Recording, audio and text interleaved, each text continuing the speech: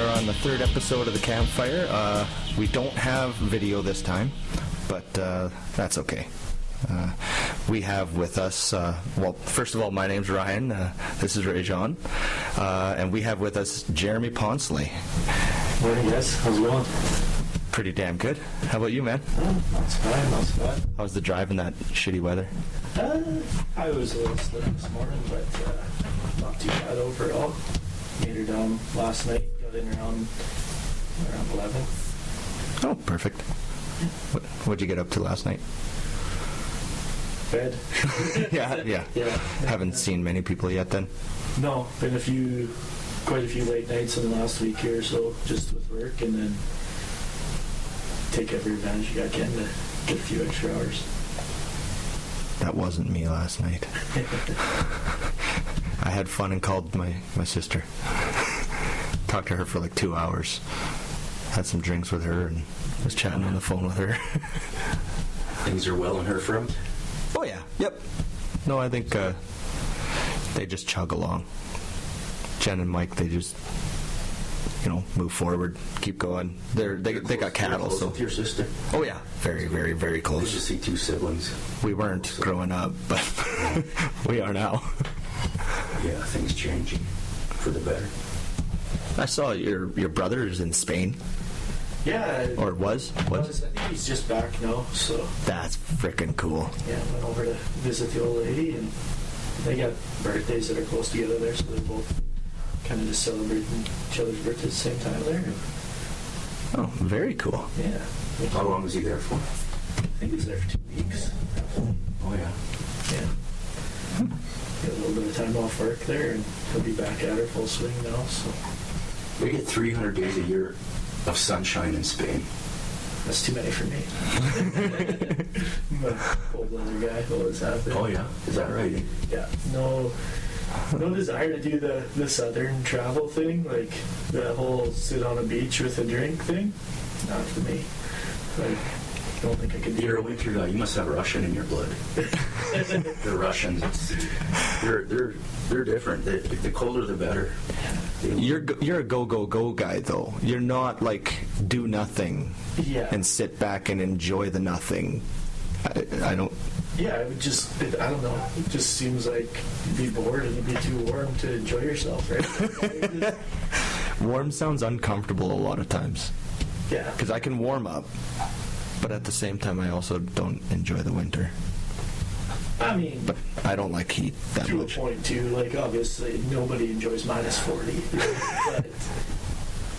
And you hear a lot of people, they go on hot holidays, and it was too hot, and they had to stay in the air conditioning almost all the time, or at least out of the sun.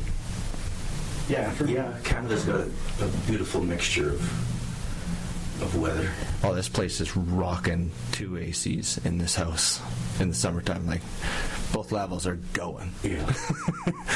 They don't turn off. It'd be nice if our summers were, for me anyway, at least longer than 3.5, 4 months. But that's me. Yeah, I think I can put up with the hot weather if it's for a purpose. Like, if a guy was going to do a trip to Mexico because you're going to do a bunch of deep sea fishing out in the Gulf or something like that, like you're making a trip to do something like that, right?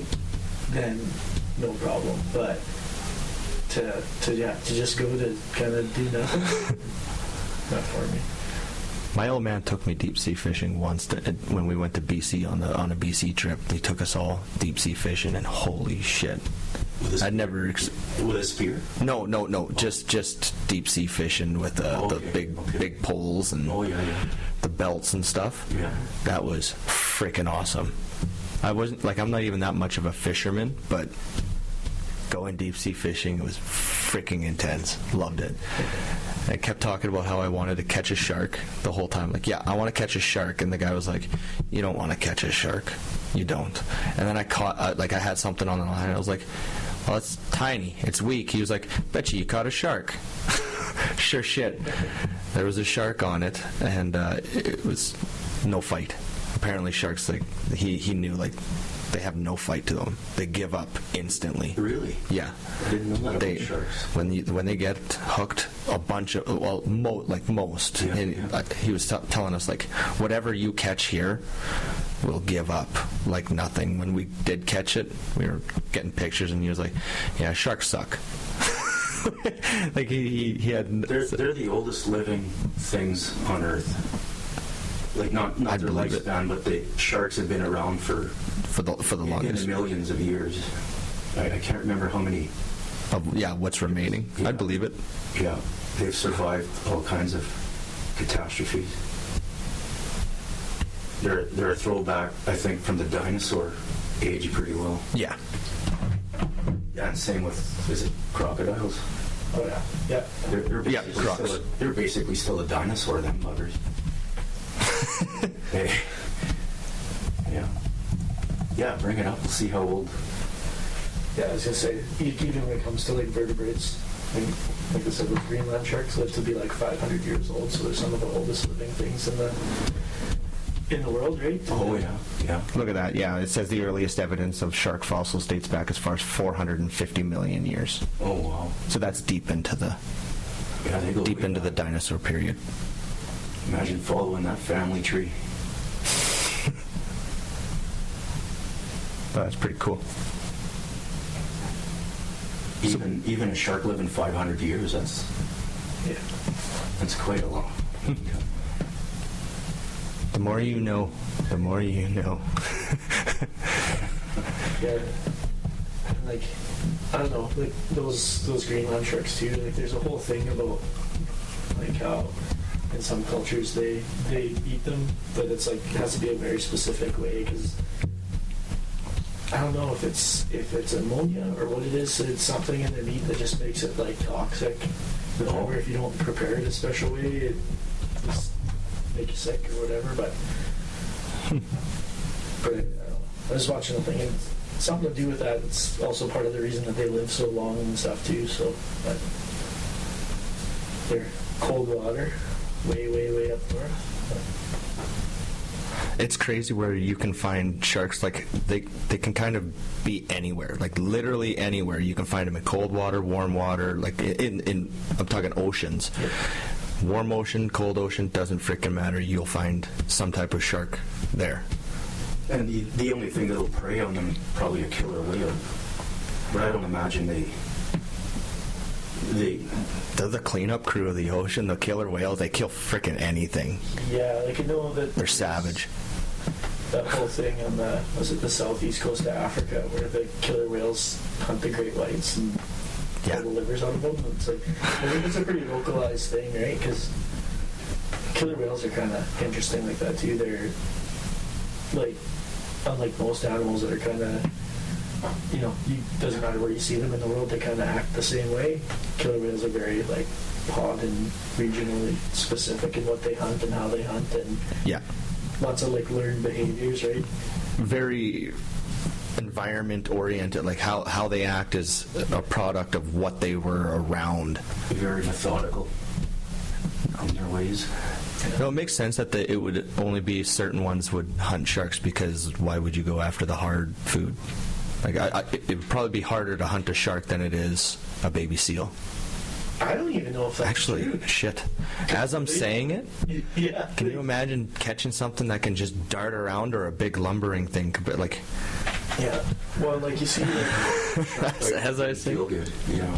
well, like when you see like the stuff about online, like they don't eat the whole shark. They just the target the liver. and then there's that other group in where is it? I think it's South America.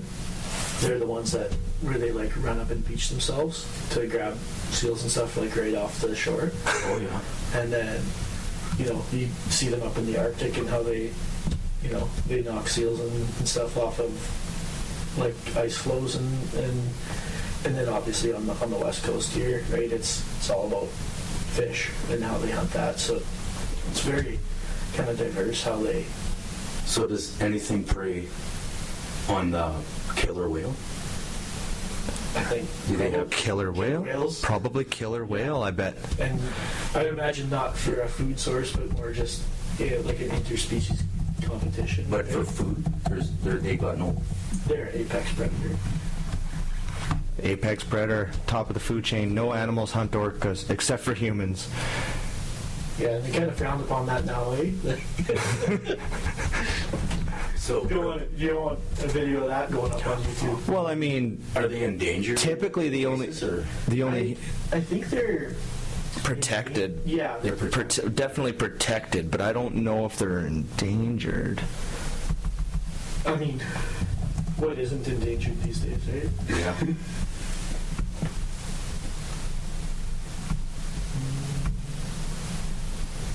Yeah, they are protected, yeah.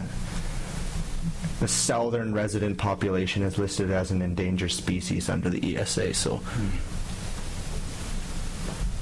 I mean, the only time they really kill humans is when humans are fucking with them, and they're tired of it, and now they're... Outside of captivity, I don't even know if there is a recording.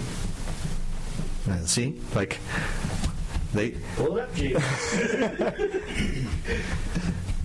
But I...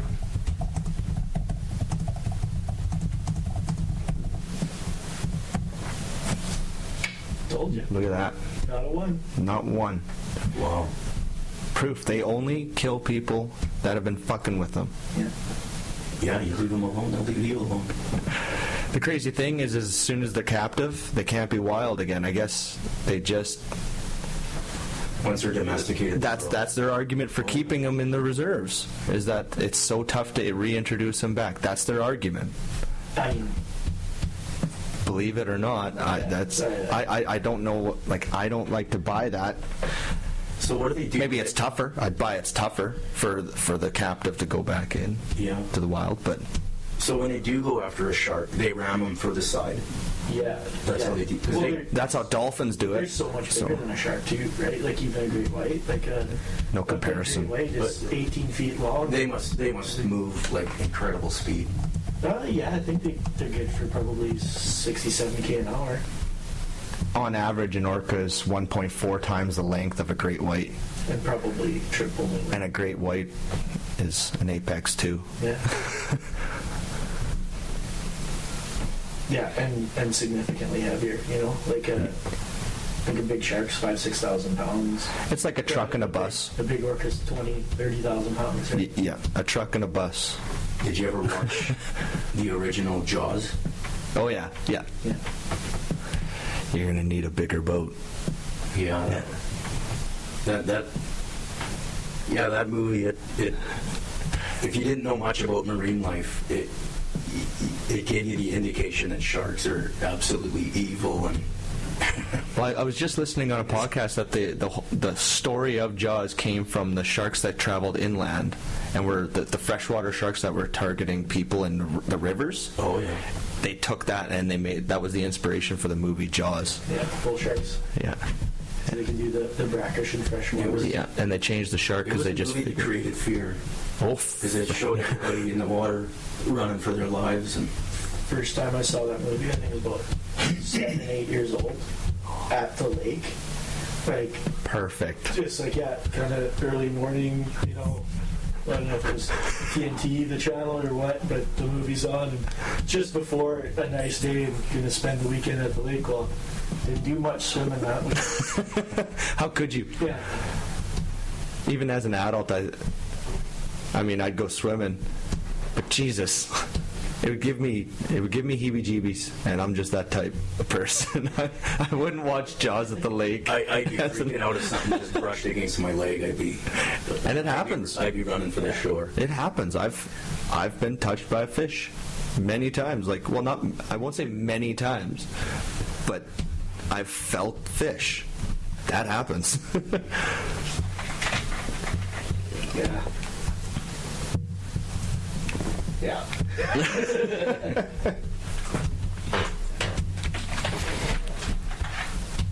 I actually wanted to show you guys. Have you heard of this drummer, this 13-year-old girl named Nandi Bushell? No.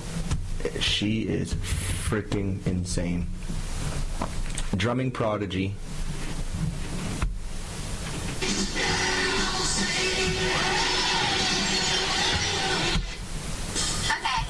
So they present to her a song she's never heard before, and she doesn't listen, she can't hear the drums. Just here's the track, come up with the drums. I mean, nothing like the original, but this girl is going to be, her lines are incredible. The next drummer of Rush right there. Oh man, she could smash Tom Sawyer. So, did they compare her performance with the original drummer of Twisted Sister? That's right, yep. Afterward, well, they don't really compare, but they show her listening to the video and hearing what the original line is compared to theirs.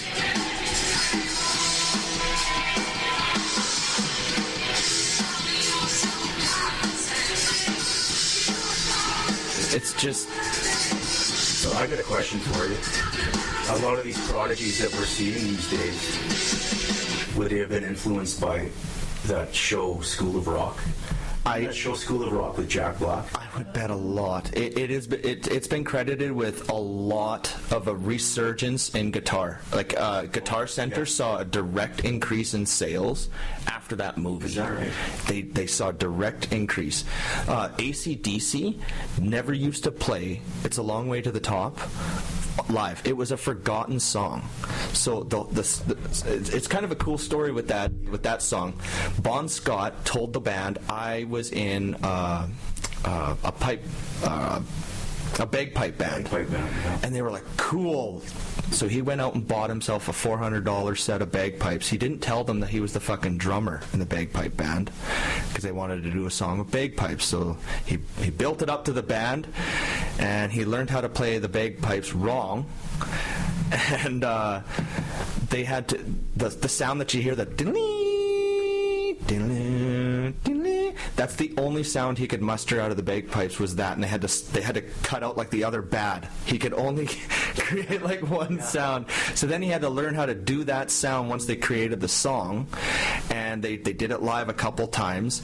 And when you watch him do it live, he's playing it completely wrong. And if he were to actually play the bagpipes like that, I guess the bagpipe players say like he would get droopy lips within a year. Oh, really? Completely droopy. He was using all lip, no lung, and just like terrible technique, but that's the story behind it. But they didn't play it live whatsoever. It was a forgotten song until Jack Black and that movie came out, and they reintroduced it with Brian Johnson singing that live because that song charted again. Yeah.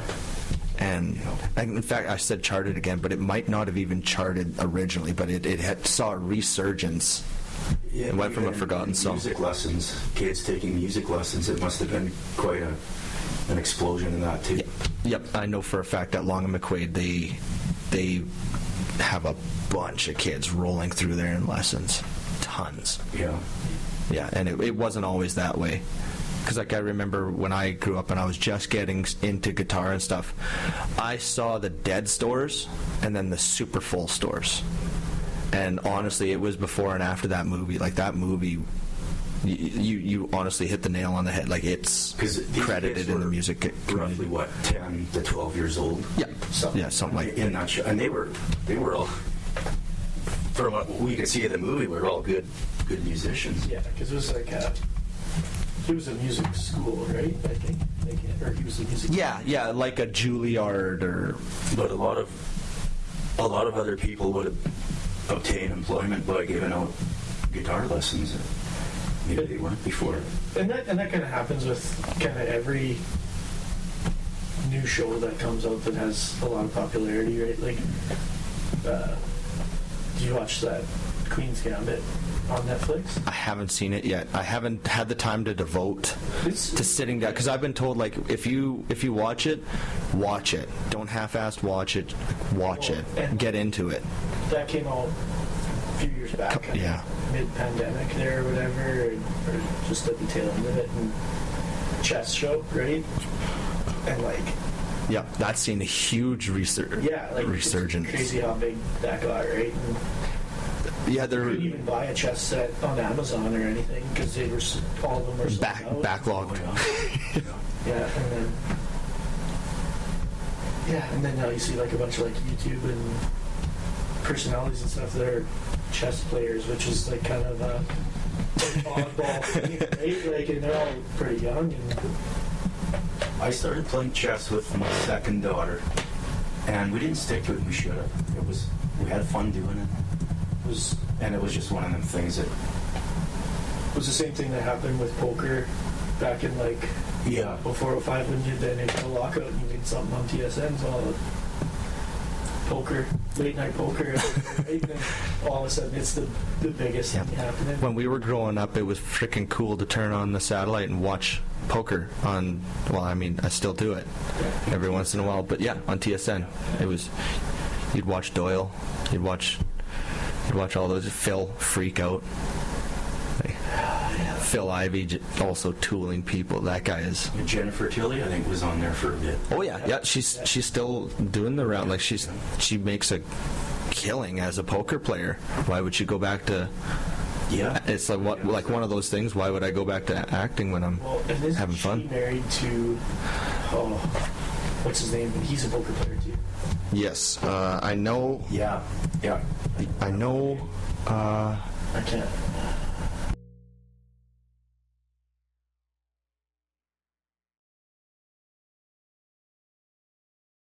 Phil Locke. No, not him, the other one. Yep, Phil. There it is. Yeah.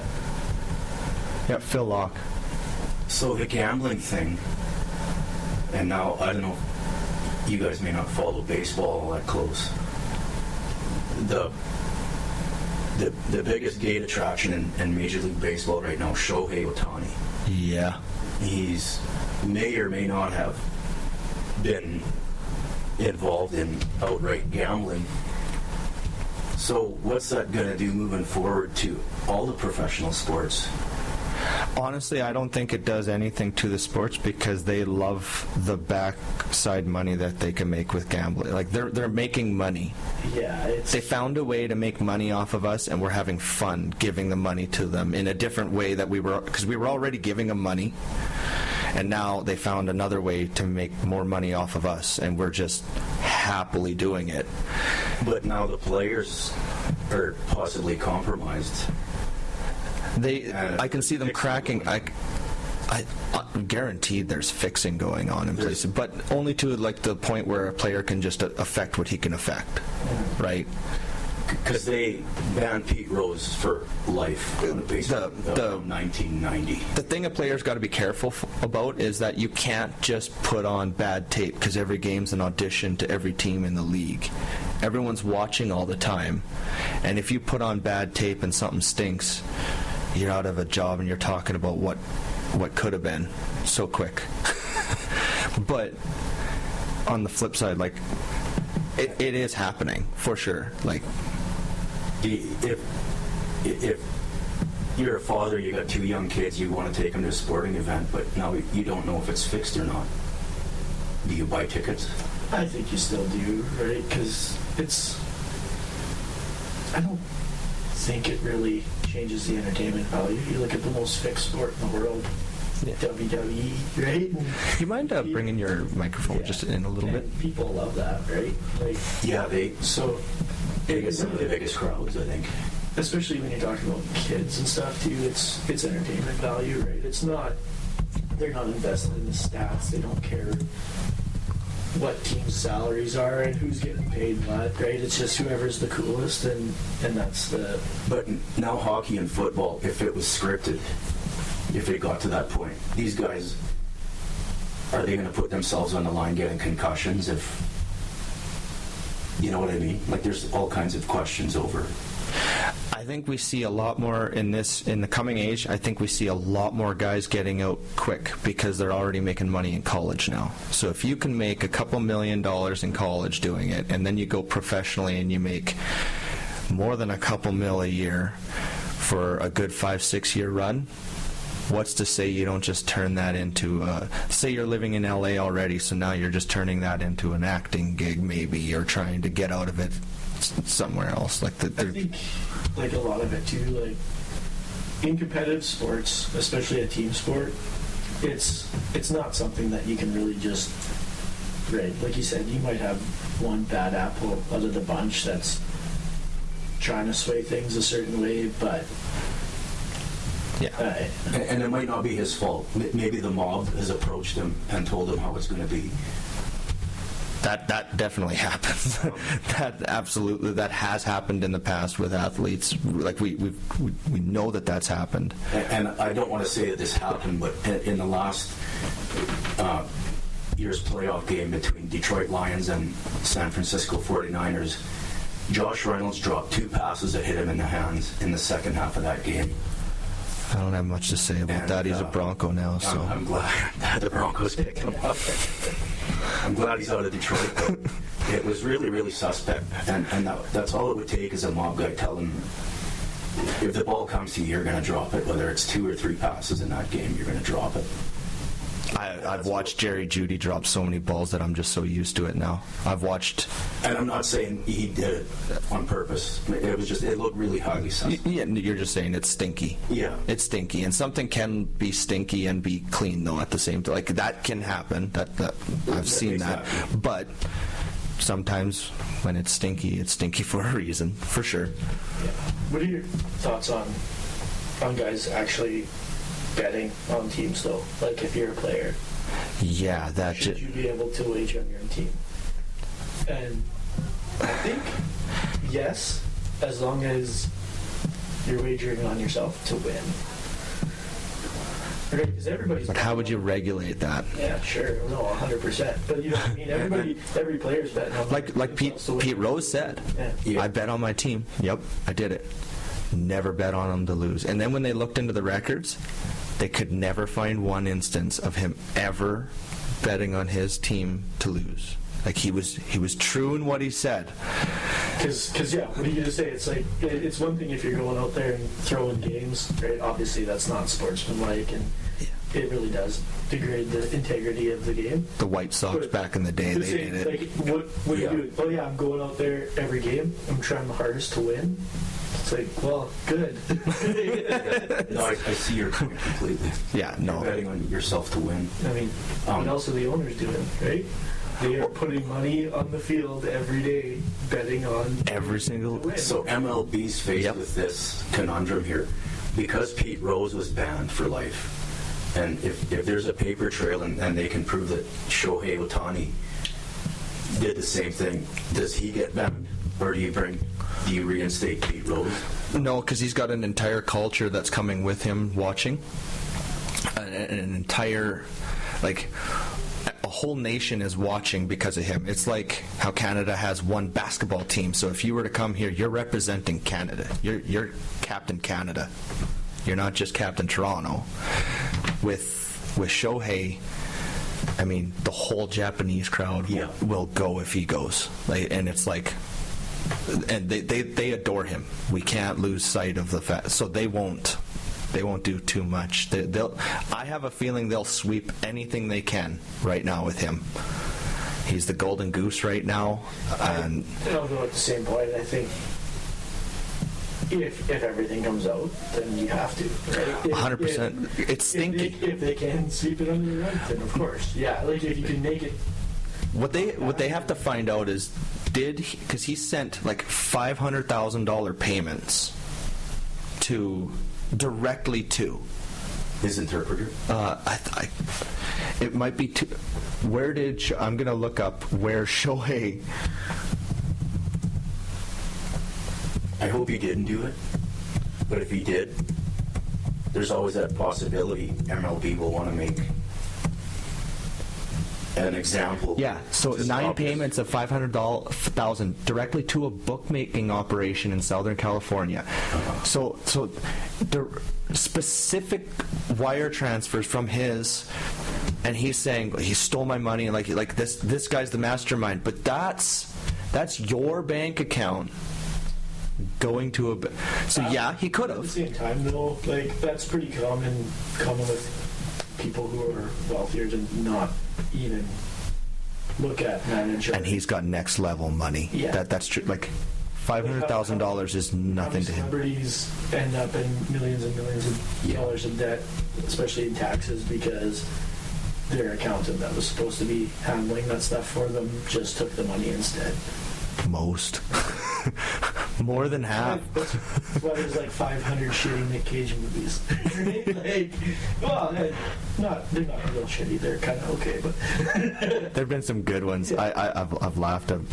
They're great for a laugh. Like honestly, like a one watch and a laugh. They're awesome. Have you watched any of Steve this? Harvey, right? He's another one. It was like $25 million in taxes that didn't get paid. The payments were coming out. His accountant was taking them, but just pocketing the money, and then Yep. Wow. the accountant dies. He has to move all his stuff over to a new accountant. They're like, hey, What- tax check. And just unknowingly, so that have this guy. He says, well, my team manages my money, and this guy was doing whatever. Even if it's not true, it's a plausible story. And are they going to cover it up? Are they going to sweep it under the rug? Well, there it is, right? There's your answer. Yeah. There's plausible deniability there, and As long as you have it, they'll use it. I mean, Why wouldn't we they? had 240 pounds. So if I'm a general for manager, how many years under plausible deniability before the concrete proof comes out, right? if Yeah. I'm a general manager, do I require all my players to go through a certain accountant just to protect them? That's tough because I see what you're saying, but fucking accountants like to take the money and run, man. Yeah. Well, Boy, do they like to do that. I think They have- maybe too, if it was. But if I'm a general manager, I want to protect my players. The fact that when they... So what happens when your players been playing for other teams for the past 12 years and you're getting them for the last 2 years of his contract? You're not swapping them over. I get what you're saying. Yeah. If it was I drafted this guy, he's on my team forever, and that's just how it works, then for sure, I think you offer that service. But yeah, like Turnover makes it tricky. As soon as you got like If you have a general manager who genuinely cares about his players, wants to make sure that they don't get stiffed over by the hangers-on.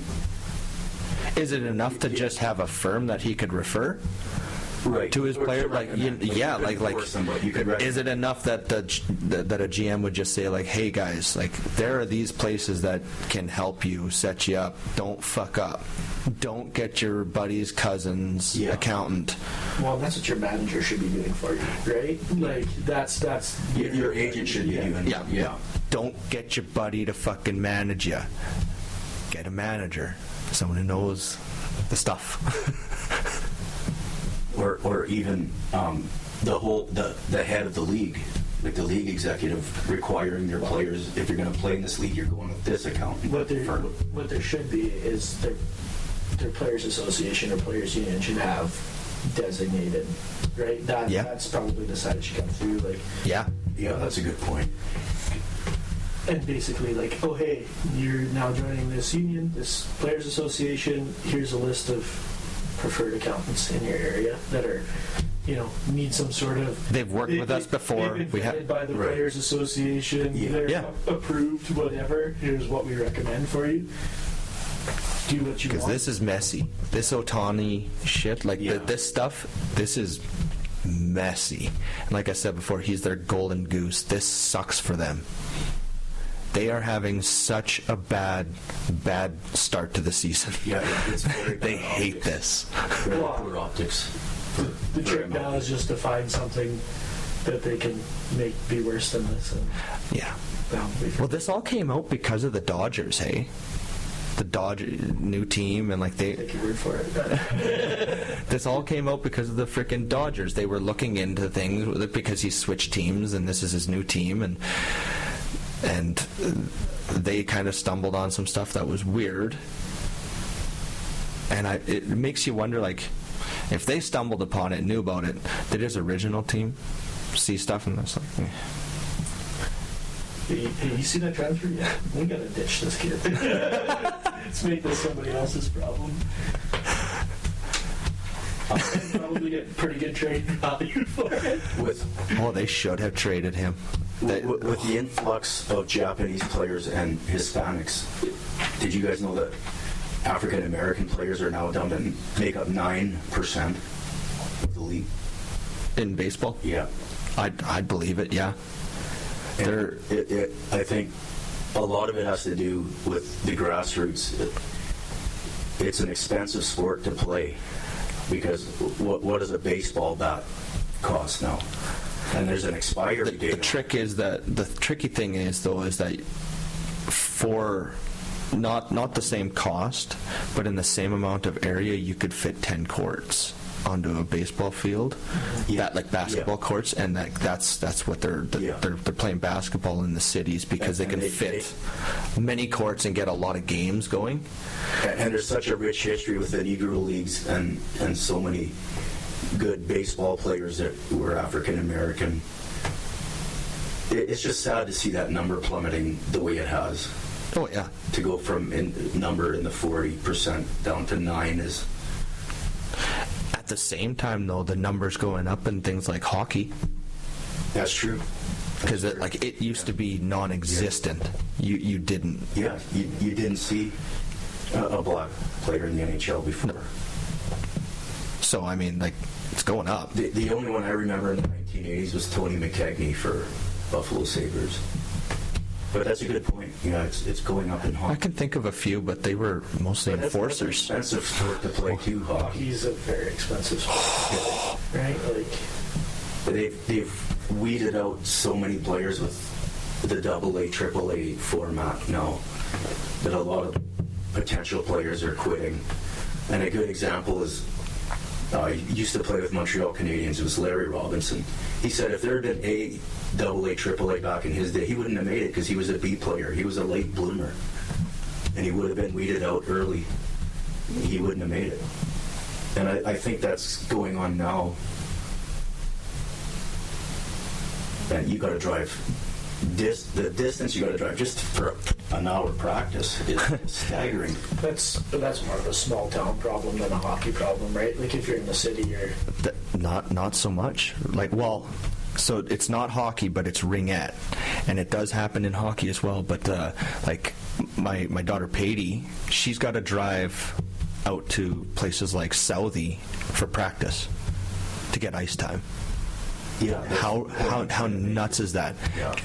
To Southie, and the practice starts at 8:30 in Southie on a weeknight, and Tamara's telling me, yeah, we'll get back, literally 11 o'clock or something, and I'm just like, and she's waking up at 6 a.m. to get ready for the day, and she just does it day in, day out, still doing it. She's got a game tomorrow. I'm going up to watch her bronze medal game, but just to get ice time traveling to Southie. And I got told when I was telling Chelsea this, I was like, Jesus, that's nuts. To me, I wouldn't do it. I couldn't do it. Chelsea goes, well, yeah, we get Regina kids into Indian Head all the time for the ice time. All the time they bring in Regina teams. I was like, are you kidding me? They've got, the Cooperators rink is just rink after rink after rink after rink after rink next to each other.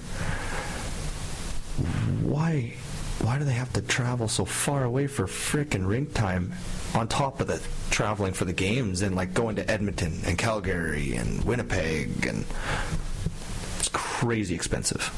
Yeah, I was just saying, if it's not a scheduling issue, it's probably a dollar value thing for renting the ice, right? Yeah. Especially but a town like Rocanville, 1,000 people, if you can't ice 12 players, let's say bantam age, because 3 or 4 are going to go play AA in a town, 2 towns over. Now you got 8 guys in Rocanville that they're not. Maybe their parents don't have the resources to haul them, or they don't want to be bothered. Now you got 8 kids quit because 4 more want to go. Well, that's a good point. I see that. It's I get it. To become better, you got to play against better players you want. But if you're good, the scouts will find you, whether you're playing. That's very true. Regardless of your parents or what's going on. Or Esther Hazy, Yeah. or Walden, Saskatchewan, they'll find you if you're good enough. They found Pat Falloon from Foxhorn. No, that's very That was very it. true. Like, He played his hockey locally, and Foxhorn, not a very big town on the Manitoba side, and he went second to Eric Lindros in the draft, 91 draft. well, I mean, there's small towns every 25 kilometers that have a sign of a kid that made it. Like we're littered with small towns with signs that have hockey kids. So that shows you. It's a pretty different game though now when it comes to that kind of thing, right? Like you said, when it comes to the exposure and the scouts, but that's the exact thing, right? So as soon as somebody sees that kid, and, okay, yeah, they're good enough, so then they move them up, more exposure, right? And that's... And it's funny you brought up Ringette. With the explosion of girls hockey, I thought Ringette went away. I didn't think they... No, really, I didn't know. It's actually bigger than ever. Really? Yeah, no, I'm glad. I'm gonna take a couple minutes just to highlight it. So Patty plays in the U16B league. She's a goalie. She could go into A, but she's just like, it's too competitive for her. She doesn't want that. She just wants to play B. Right. So I'm really happy with that. But they are on their way to the bronze medal game on Saturday. And I went to their game this week. I was working in Regina, and holy hell, what a game, man. So they were playing the Pilot Butte Storm, and really good team. But the girls were flying. I saw a lot of growth in the team. They got a girl, she's number 16, Leah Massell, or Massell, I'm not sure how you pronounce it, but she's a center. She was the player of the game. She is unreal. I watched her kill in the last 5 minutes, 2 penalties, and in one of the penalties, she took 2 girls off the ring and cleared it 2 or maybe 3 times. 2 for sure, maybe 3 times, and took over the entire penalty kill just herself. Like, just single-handedly took over the last 5 minutes of that game. It was unreal. Paige Hunt, she's number 31. She's a goalie, like Peyton. She plays half the game, and Peyton plays half the game, and she played awesome, out of her mind. It was tied 2-2 after the first half, and they won 4-3, and they went up 4-2. She was just stonewall, absolutely played out of her mind. Made a stop right on the line. It was awesome. And yeah, no, it was Yeah, I had no awesome. idea. I found out that we got a few listeners on the team, so I actually wanted to highlight the team and say, like, what an awesome game. Well, that's cool. I didn't know that Ringette still existed just because of the way girls hockey's exploded, but that's good. Good for them. Rinks in general have just exploded. Like, they are just popping. They have power skating, can skates, figure skating. Well, the 3 of us could probably build a rink in Regina, and it would 24/7 collect rent. For sure. You would. Yeah.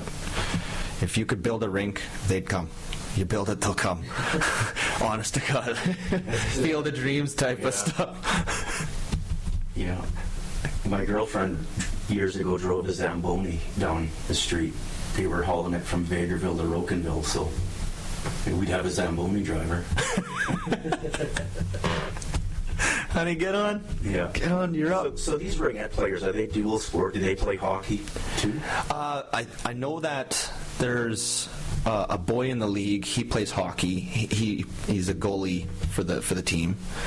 He plays hockey as well. He's a goalie in hockey. I think some of the girls might, but the schedule is so insane that it would be hard. Like, Peyton is also on a Europe team. She splits her time with Europe, so she's got to sometimes go to practice there for the Europe team, and it's really beneficial for the team to just have that second goalie. I did notice that not every team has that second backup goalie dressed.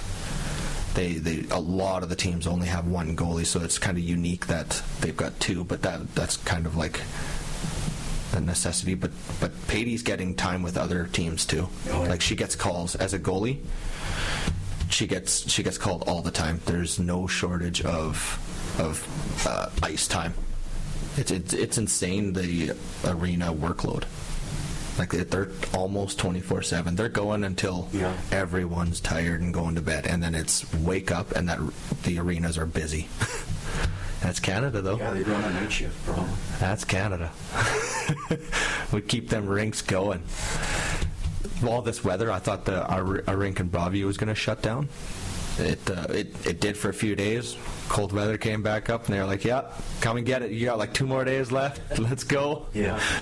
Is it natural? Yeah. I love that rink, man. It's awesome. It's only $125 for the family pass, and this is because it's natural ice. It's never super busy. You can always go. I'm relearning how to skate. Are there any hockey teams in town? No. They don't do lines or anything. Oh. They don't have enough people to help. With Whitewood being so close, and then Grenfell, you're sandwiched right in between 2 great arenas. When I was a kid, every town, every hamlet had a team. It was unbelievable. I remember going to the old rink back in the day. It's just standing room only for the Orioles game, right? Yeah. That place gets rocking, man. I remember those games. You'd have 50 little kids playing mini sticks, just flying around. Beside the stairs there. Yeah. Well, I guess that was more the new rink. That I remember the new rink. I do remember the old rink when I first lived in Whitewood, but I don't. Yeah, because it wouldn't have been around for very long. No, it was around. I left, and then I came back, and they had new. Yeah. So that's the one that I do remember, the old one, more so outside. I want to say I remember the inside a little bit, but I was just too young. But I do remember the outside, and then they lost it to a fire. So I heard a rumor that Whitewood was going to build the biggest truck stop in Western Canada. Have you guys heard anything on that front? No? Not really. No? I had no idea. Probably right at that. A couple of years ago, I bought a Jeep at Whitewood, and that's where I heard it, was in the Whitewood dealership. And they were excited. They said, our town's going to grow because the biggest truck stop in Western Canada is going to be built here soon. Which would make sense because you got a good highway going in 4 directions. It'd be a good location to have. We got a pretty okay-sized one. But I know that just... You're hearing about some talk about that land between where McCann is there and the new highway, about that being turned into a big thing. But I remember also, I don't know if it's to do with it, but I also remember them saying, like, they found out that it's, like, so marshy. Yeah. But I mean, that could be worked with. I mean, you're going to be there doing groundwork anyway. That's just a part. Like, but I do remember that was whether or not that's a big enough issue that they said no, or if they're still going ahead with it. I don't know. There's a lot of unused land right there. It's got one sign. One billboard on it. Whitewood would be actually the perfect place for a packing plant for beef, because you got, like I said, good highway going 4 directions. United States going north, east, and west on the Trans-Canada. It'd be that number 9 north, though. That's hell. Not a highway anymore. It ain't. No. That number 9 going north from Whitewood is just fucking terrible. It can't be worse than Highway 8 from Mooseman North. That's you're feeling. You know what? You're very right. Going Mooseman North, going up to the mine. When I worked at the mine, I popped 2 tires. Potholes, like just driving, and then all of a sudden, realizing how big and bad it was way too late, and you're just like, holy shit, and then just done.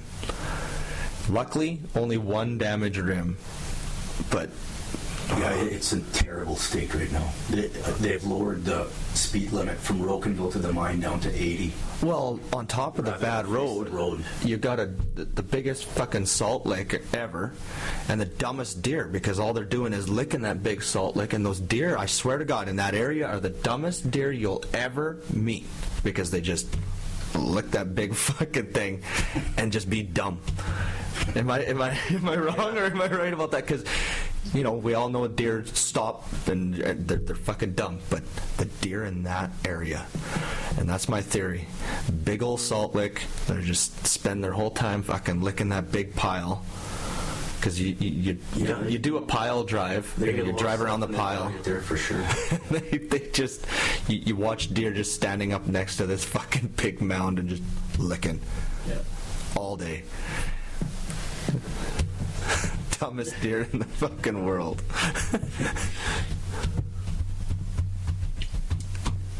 Yeah, I guess I was saying I probably haven't been on that number 9 highway since last summer, and usually it's like maybe once or twice a year, but You have to do 30 in the valley now. Yeah, 30 on the So highway. it's all potholes? Oh yeah. Oh yeah. So and heaves. Yeah. In the valley, the reason why you have to do 30 is that if you do any more than that, you're destroying things, because there's 3 in a row, and like if you hit it at 80, you hit every single one and you time it, and you are fucking launching. I vaguely remember that. And it's gotten so bad. The last time I went to the lake, I definitely didn't, because I saw the signs and was like, yeah. And they're worse this year. Like they got noticeably worse this year. Like the last time I drove it, I posted on Facebook that can we even call Highway 9 a highway anymore? And that's why, because I was driving it and I couldn't. I did 30 because I know how bad it is and how bad it's getting. And then even for someone who knows how bad it is, I was like, what the fuck is this? Like, I've seen it getting worse and worse, and even I was just like, okay, come on, we can't just keep changing the fucking sign. Can we not just fix the problem? But eventually they can. Like, Yeah, Department of Highways will send 2 guys out there to put in a red flag to let you know there's a bump there, rather than have those 2 guys just fill the fucking pothole. well, that's Fill the fucking pothole. our provincial flower. That's Saskatchewan's provincial flower. Is that the red sign? Yeah, Isn't it? I suppose. Yeah.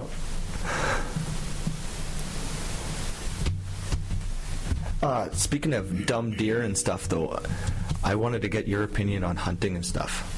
Yeah. You're a hunter, and what? I've been able to do hunting Once or twice. once or twice. Do you prefer archery, like bow hunting, or do you prefer gun hunting? Yeah, it really depends. I mean, I haven't shot a bow in quite a few years now, probably 8.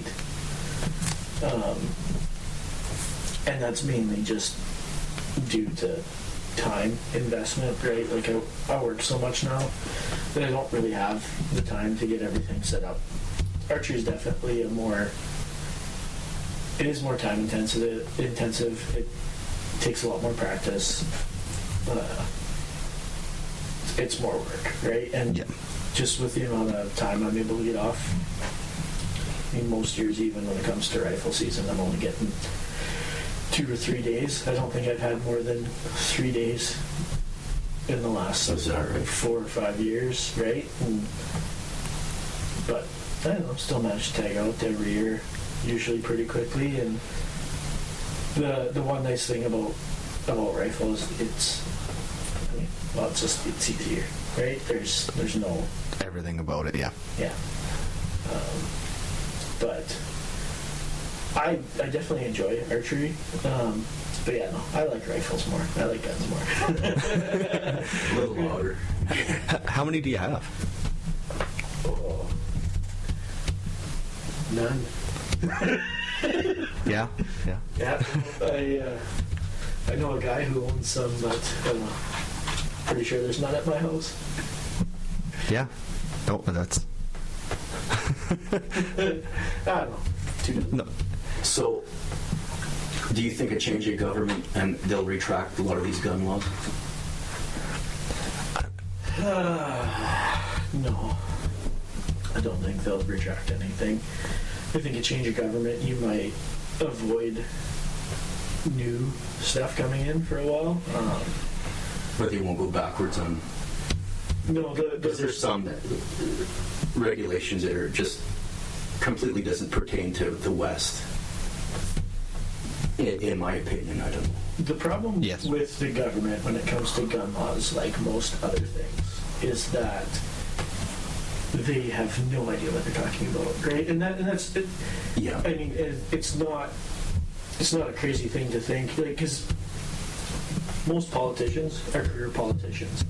They spend their lives learning how to be politicians. Yep. So they have very little actual knowledge when it comes to things outside of the world of politics. And when they look at what is effective or what they think is best, or it's not what's actually best. It's what's has the best optics, right? Yeah. And it's all based around that, like, you know. So there's that strip of land from basically Montreal to Ottawa to Toronto that are basically making the rules and think they know best for the rest of the country how things should be.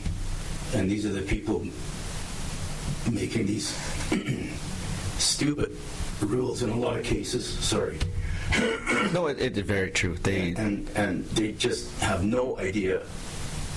I'm not a Western separatist, but Getting damn close. yeah, they're pushing me. They're pushing me. Yeah. But I think one way to counter that is if Saskatchewan and Alberta, they could consolidate power if they joined as one province, and nobody's talking about that idea. I don't have the solution, but I'm just sick of the fucking pandering to the East. And I know that's been said so much by so many people, but it's... There's when it comes to guns, there's as many people this way that you go to Regina, half the people there will tell you guns are bad, right? And it's not just an East versus West. No, that's true. It's like you said, it's optics, and most of it has to do with a fundamental lack of knowledge as to how those things operate, right? Like, it's... But you use guns strictly for hunting, or are you a sport shooter? Like a handgun guy? So, no handguns, just... Do we need handguns? Do people need handguns? I don't think people need anything, but I don't think there's any reason not to have them. Just as a general rule of thumb, like when you look at like demographics in Canada, gun owners are like the most law-abiding citizens that there are. Yeah. And that's statistically proven. And I think I can't remember the exact year. It was 2017 or 18 was the stats I was looking at for, but they were talking about gun homicides in Canada, and 0.4% of gun homicides in Canada were from registered firearms owners. So, because the thing is that They're too busy following so many rules. generally speaking, yeah, people who own guns do it because they like having the guns, right? And in order to maintain having those guns and not have them taken and confiscated from you, you can't do anything. Yeah. You got to be squeaky clean. And I'm thinking the idea for sport, guys who go to gun range and fire handguns, could the gun range own the guns, and a person just drive there and pick out what they want? There are places that do, because of our laws that state like you can only have this gun in this special box in this locked, sealed cabinet, safe. You can only have it here, and it can only be traveling to the gun range, used at the gun range, and only traveling back. Yeah, so because it's so strict that it makes sense that they would so you just have them there. 3 classifications of firearms in Canada: non-restricted, restricted, and prohibited. So prohibited is just illegal. Right? Just Anything that's fully automatic, prohibited. And then there's a giant list of guns that are prohibited based on just a naming convention, like that order in council we always see that went through a few years back with Trudeau, made a lot of guns just prohibited. Yeah. Then there's, there's other Did that affect you in any of the guns? Or, well, you don't have any at your place, but That's if it. you were to have the ones that you wanted, If I would, if I had some, If then you- probably one of them. Oh, yeah. Yeah. yeah. And it's a hunting rifle. No, it's a sporting rifle. Oh. So, what it was is, it was a semi-automatic 12 gauge, which is funny. It's just a for fun rifle, kind of cheap thing. I have another semi-automatic 12 gauge. Is that for skeet shooting? Well, so that one's not. It's like it looks like a modern sporting rifle. Oh, yeah. It's all Yeah. black and whatever. It's just for fun, right? But I do have another semi-auto 12 gauge that looks like a traditional hunting rifle I use for bird, whatever, Yeah. skeet. But yeah, they both shoot the same rounds the same way, but one of them is prohibited and the other is non-restricted. And that's that kind of stuff. Right? Made up from people who just don't understand what they're The rifle doing. has a lot longer barrel, so Yeah. like it's gonna be more. So to your knowledge, when the government came out with this prohibited, did they have anybody that knew what they were talking about go through this, or they just Almost No, never because, like, when or they. politicians themselves went through? even like when you look at it, looks like they just picked arbitrary numbers, right? So like that order in council that came out banned anything with I believe it was a muzzle bore over 20 millimeter, which technically includes a 10 gauge shotgun, which is not supposed to be banned, but was. And then it also was anything with over 10,000 joules of muscle energy, which again, when the number is an exact number like that, it's it's kind of arbitrarily chosen. There are a handful of hunting rifles and sporting rifles that fall into that category, like a 460 Remington Magnum, a big gun, not something a lot of people use, but still, there is a use for it. there's a third, I think it was, I can't remember exactly what the third thing in the order in council was, but I believe it had to do with something with magazine-fed centerfire rifles over a certain caliber or something. But, I mean, one of the biggest misconceptions you get is around that AR-15 rifle. Everyone, people don't hunt with an AR-15 because it would It's blow essentially, it's a weapon of war. It would Blow you away If you and- here with that, there'd be nothing left of it. Truth of the matter is that till about 3 years ago, nobody hunted with that type of weapon in Saskatchewan Because it's not effective. No, because it's too small to legally be allowed to hunt deer. The round is tiny on it. It'll shock you. It is. It's a 22. It's a .22 diameter bullet, 0.22 of an inch, which is exactly the same diameter as a 22 that everybody grew up with back in the day.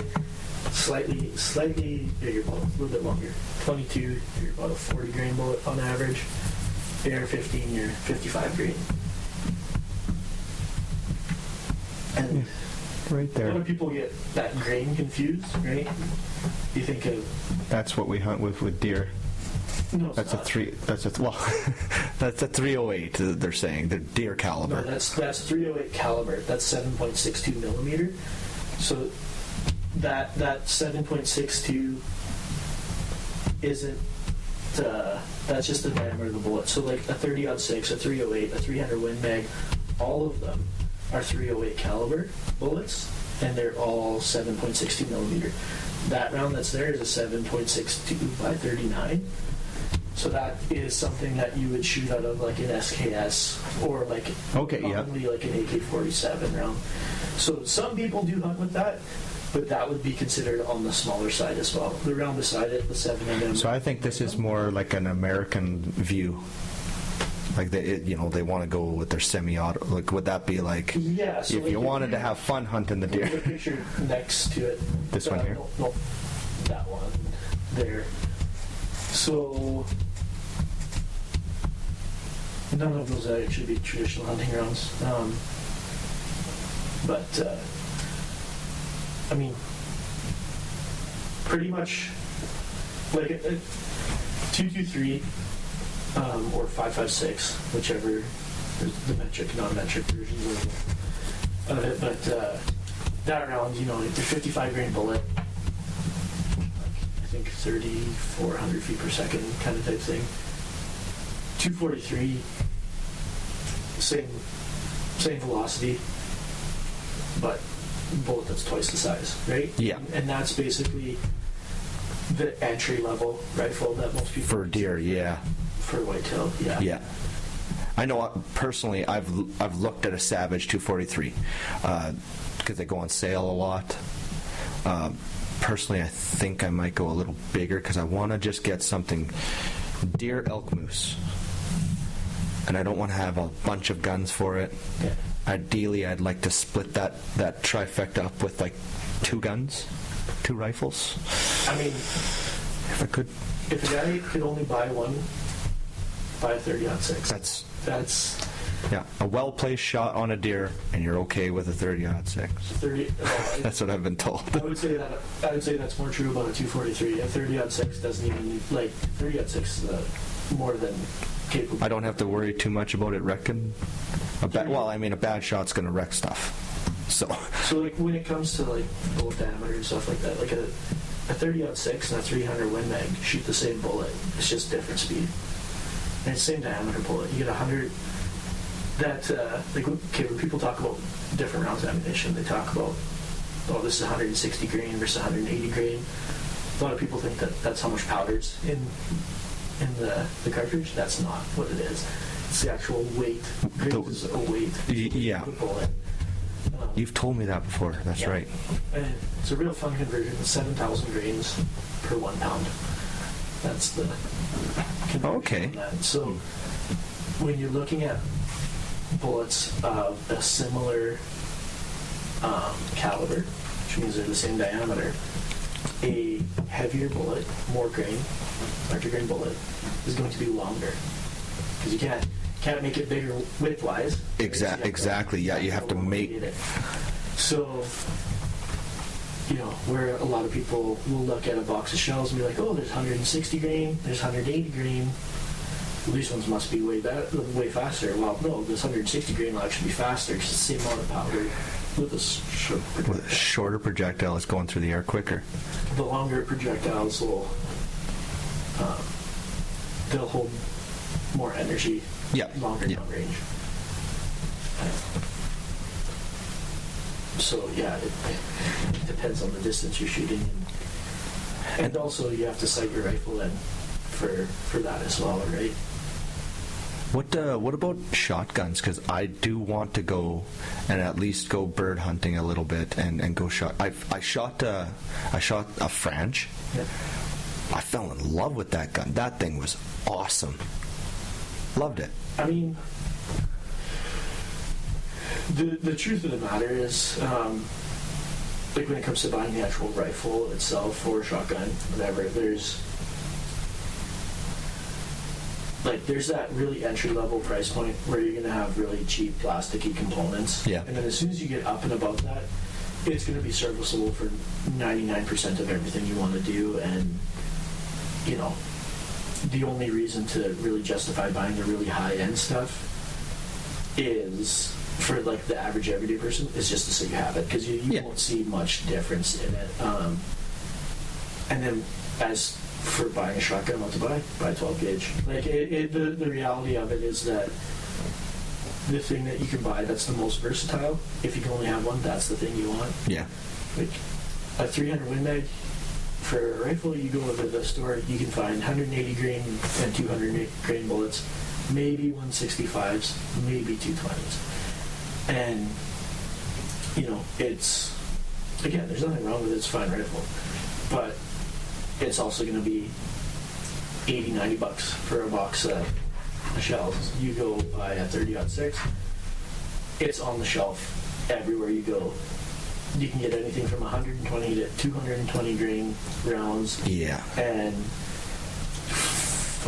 30, 40 bucks a box for the cheap stuff, if you want. And then when it comes to shotguns too, like 10 gauge, obviously cool, it's nice, it's whatever, but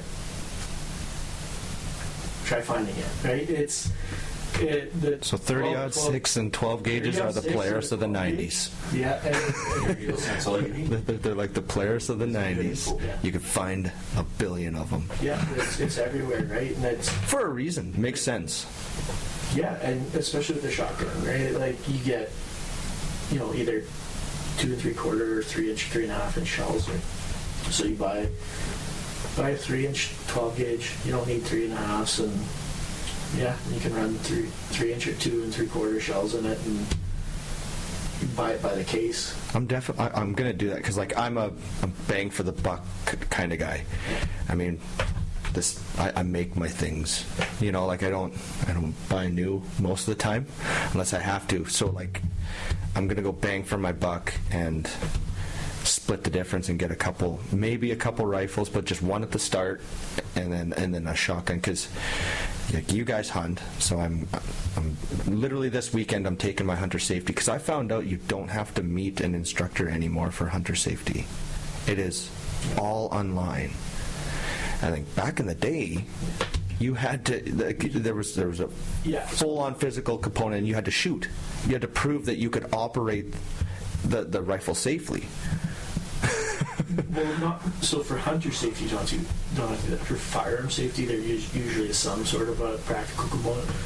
A lot of the time now it doesn't involve going to the range anymore. It's just proper handling of an unloaded firearm with the instructor there, and just kind of go through the motions.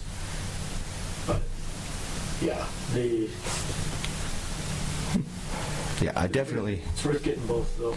I'm definitely going through it. I'm going to go start the process this weekend, get it, because, like I say, you guys hunt. I know a bunch of people who hunt. I'm going to start. Like, I never needed it because my freezer's always full. I know so many people in my family and friends that they all hunt. I've always got something coming to my freezer. Never needed it, but I'm going to do it now. And like Chelsea's dad, he likes bird hunting. Now that his boys left the house, he doesn't have anyone to go bird hunting with. So I mean, I'm gonna get a shotgun and let's go bird hunting. Let's take that up, Rick. Let's go miss some shit. So, should the police know what a guy has No, absolutely not. for their safety? I just don't think there's any reason for the guy I don't think they care to know anyway. why a guy has anything. Right? They probably don't care. I don't think most of them do. I think you find probably more RCMP officers that are firearms owners and hunters. Enthusiasts themselves, yeah. Yeah. I bet you if you were to ask them, a lot of them wouldn't want to know that information. Like, no, don't let me know what you've got, unless you're carrying. Let me know then. If I as a cop, if I ask you, Which should be an issue in Canada anyway. exactly, like it's a non-issue for us. So when you ask the question, I take it as carry and conceal. Not a good luck. You're not a carry and conceal guy. It's not even a. it won't happen. Like to get a permit. But would you advocate for that? Oh fuck yeah! If I could, I absolutely would. But but in Canada, basically, to have a carry permit like that, whether it's open or concealed carry, like the requirements are, I don't know, basically, unless you're some sort of private security that is part of a company that provides those Super services, special. then you can see it. You are allowed to open carry non-restricted. There's no law against it. Like you could. It just looks weird. It throws people off. But there's no law saying that you can't have an unloaded rifle in your hand walking down Main Street. Oh yeah. People would look at you. You won't get anywhere fast because you'll be disturbed on your walk if you go walking with an unloaded rifle. Wonder what's going on. Yeah, yep, Like, as they should. I saw the day when you had a gun rack in your back window of your truck. Yeah, no, that you. Driving around. still legal, Yeah, right? yeah, it's If you're in the vehicle with it, 100%. Yeah. yeah, no, it's. Maybe it's still happening. There's everybody's windows are tinted now. So. Can't have But any you- rounds in it. Yes, Right, it has to be unloaded, and like he said, you can't have it hanging there and then park your truck all the time and say go to work and leave it, or go to school. Say the kid coming to school and pulling up and leaving it in the parking lot in the back window on display for 6 hours. Yeah, you've been in trouble. They'd be waiting for you. It's maintaining care and control. So if you're in the vehicle there with you, right? Yep. Then it's that weapon is under your control. The biggest thing against the old gun rack in the back window is that most of us drive extended cabs now, so you gotta get out of the thing. The kids are a lot quicker. It doesn't look as cool. It's not the same, You gotta tell the kids to lean forward. Daddy's gotta grab his shotgun. Yeah. You can't even have fuzzy dice in the front window now because of this line of sight. Oh, really? I didn't know that. I mean, not that I have to worry about that, but Yeah, everybody. my sister used to have fuzzy dice. She was known for it. Yeah, I think it's something that's. Look at Jen breaking the law. Can you bring that fuzzy Yeah. dice? I'm sure that's a thing now. I've heard it said, but we could confirm it.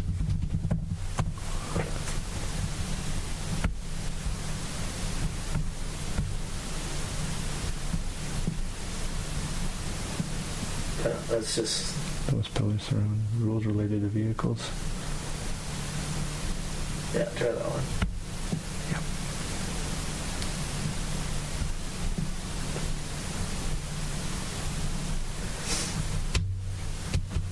I don't think it's necessarily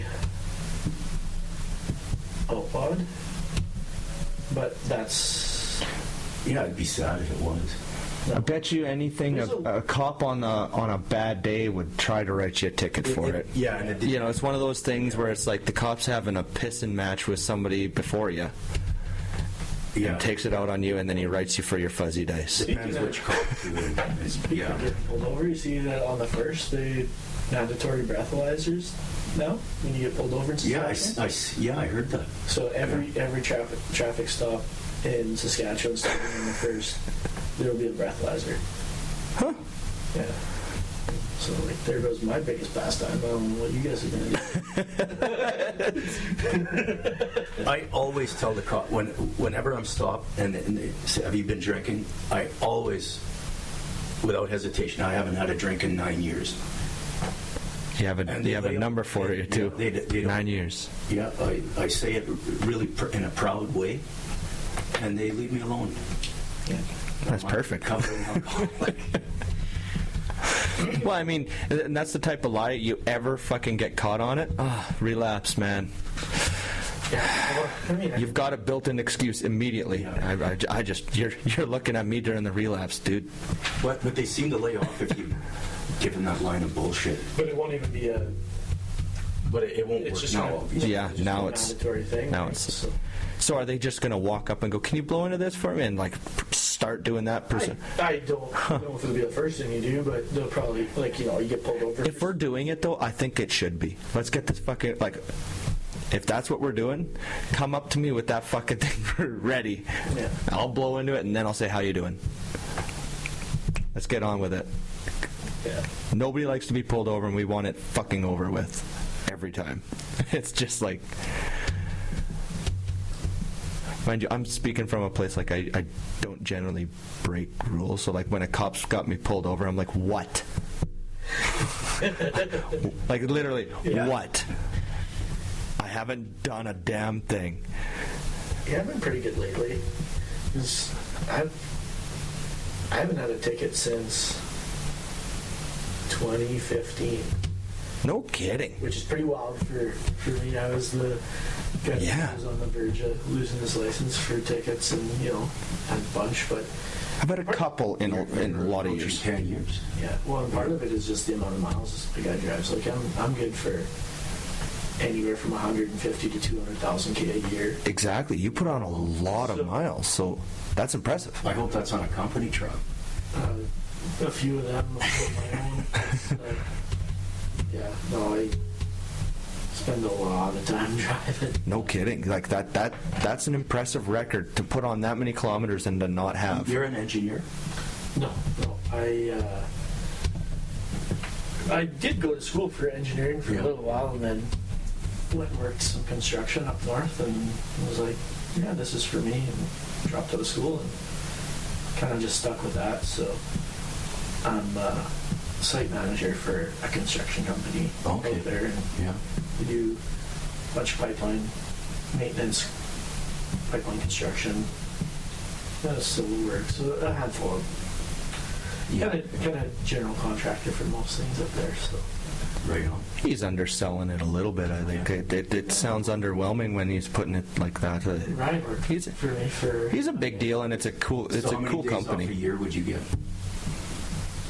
Last year, so like days I didn't work, Yeah. 2. Wow. But To be fair, I had more days off. When I Ryan worked. never Like, told me you were greedy. I had much more than he had off. I had a regular schedule when I worked with him. There is such thing as a regular schedule. He just works damn hard. I'm just kind of on call all the time too, in case, right? So, like even today, I'm technically on call today. Oh, So, You're in a meeting right now. yeah, something like that. We're in the meeting. Yeah. Yeah, so if I have to do anything, I can get paid a little bit, but for the most part, I'm off the books for the next 3 days here, No, that's good. kind of, sort of. Again, if anybody calls, I'd answer, but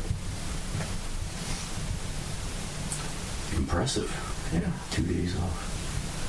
I'm not saying I get paid for all them days I'm working. But like I said, a lot of it just has to do with not having a cross shift or anything like that, right? So Yep. yeah, when you're in that position, yeah, something happens, somebody calls. And Alberta doesn't go to sleep. Like the northern Alberta, they don't. Yeah, no, those It's always going. So like, 365 days a year, right? So everything's always burning and turning over there. yeah, I drove home. Well, Where are you based in Fort Mac? yeah, and then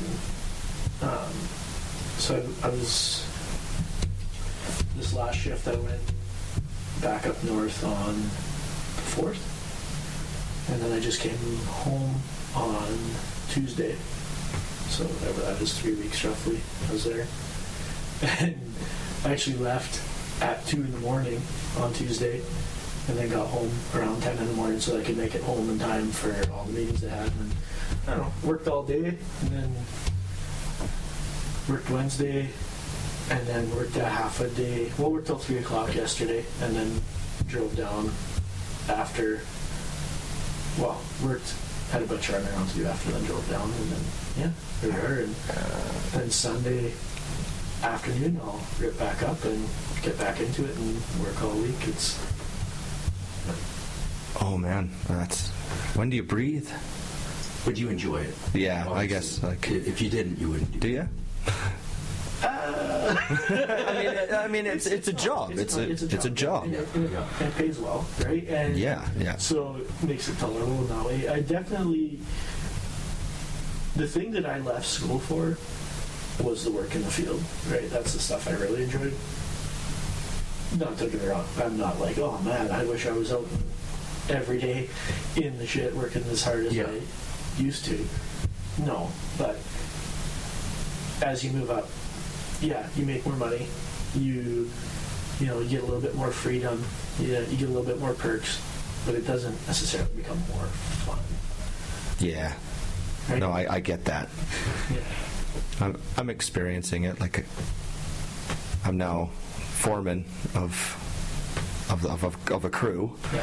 and like I'm leading them, and I mean it's cool. It's got its ups, but Yeah, it's not for sure, bad. for sure. The one It's- thing that it's not is more fun. Yeah, no, it's fun is not the word. Although, like yesterday, we were busy as all hell, but I personally had a great day because the guys were fucking, like, they were kicking ass. So I was like, you know, we were doing a car progressioner cable, so we had to take the tension off the counterweights and stuff, and like secure the counterweights from falling down. So we secure the pulleys at the bottom because the pulleys run in tandem with the counterweights. And so the counterweights are up at the top, pulleys at the bottom. I showed them how to do the one. Like, yep, sling here, rig it here. Okay, now you guys do it. And they kicked ass at that. And then I showed them what to do with the car progressioner cable, and I was just sitting there watching, doing like kind of the boss stuff. And I felt damn good, because like I need things to be going really good for me to feel good. And if they're not, I get the most amount of anxiety you can imagine, and I feel like it's because of me. And I'm sitting there like, what the hell can I do to fix this situation? Because I feel like I got it wrong. I put it wrong. Is there a lot of anxiety in your line of work with that too? Not in that kind of sense anymore, because, I mean, at this point now, I have basically zero to do with the day-to-day activities. Oh, okay. Right? Yeah. It's most of what I'm dealing with is contract stuff and More administration. But definitely went through that at a different point. Like, Oh yeah. especially, you know, first kind of moving into that general foreman role, and like really not being, like, we were still in the field a lot as shifts back in the day, but the other part of it too is like, yes, passing over the reins to those other guys, but that whole crew that I hired was, we all knew each other. It was like family and friends, right? So it's just like, I remember that time when you and Mike were GFs, and so like that was a fun time. Half the spread we had in Fort Mac was from Whitewood. yeah, that Whitewood into the Wapella area, yeah. And so, you know, always a little bit nervous about the potential for what could happen. And There's always that fear, like an imposter syndrome type thing, like well, personally, internally, I have that, like, do I belong here? Like, should I be in this position that I'm at? Like, these guys are looking at me to know this stuff, or that stuff, or this stuff, and there's a lot of self-doubt, personally. yeah, I don't think that was a thing for me. Yeah, you have a level of confidence that I don't have, though. Yeah, that's just. It was more just,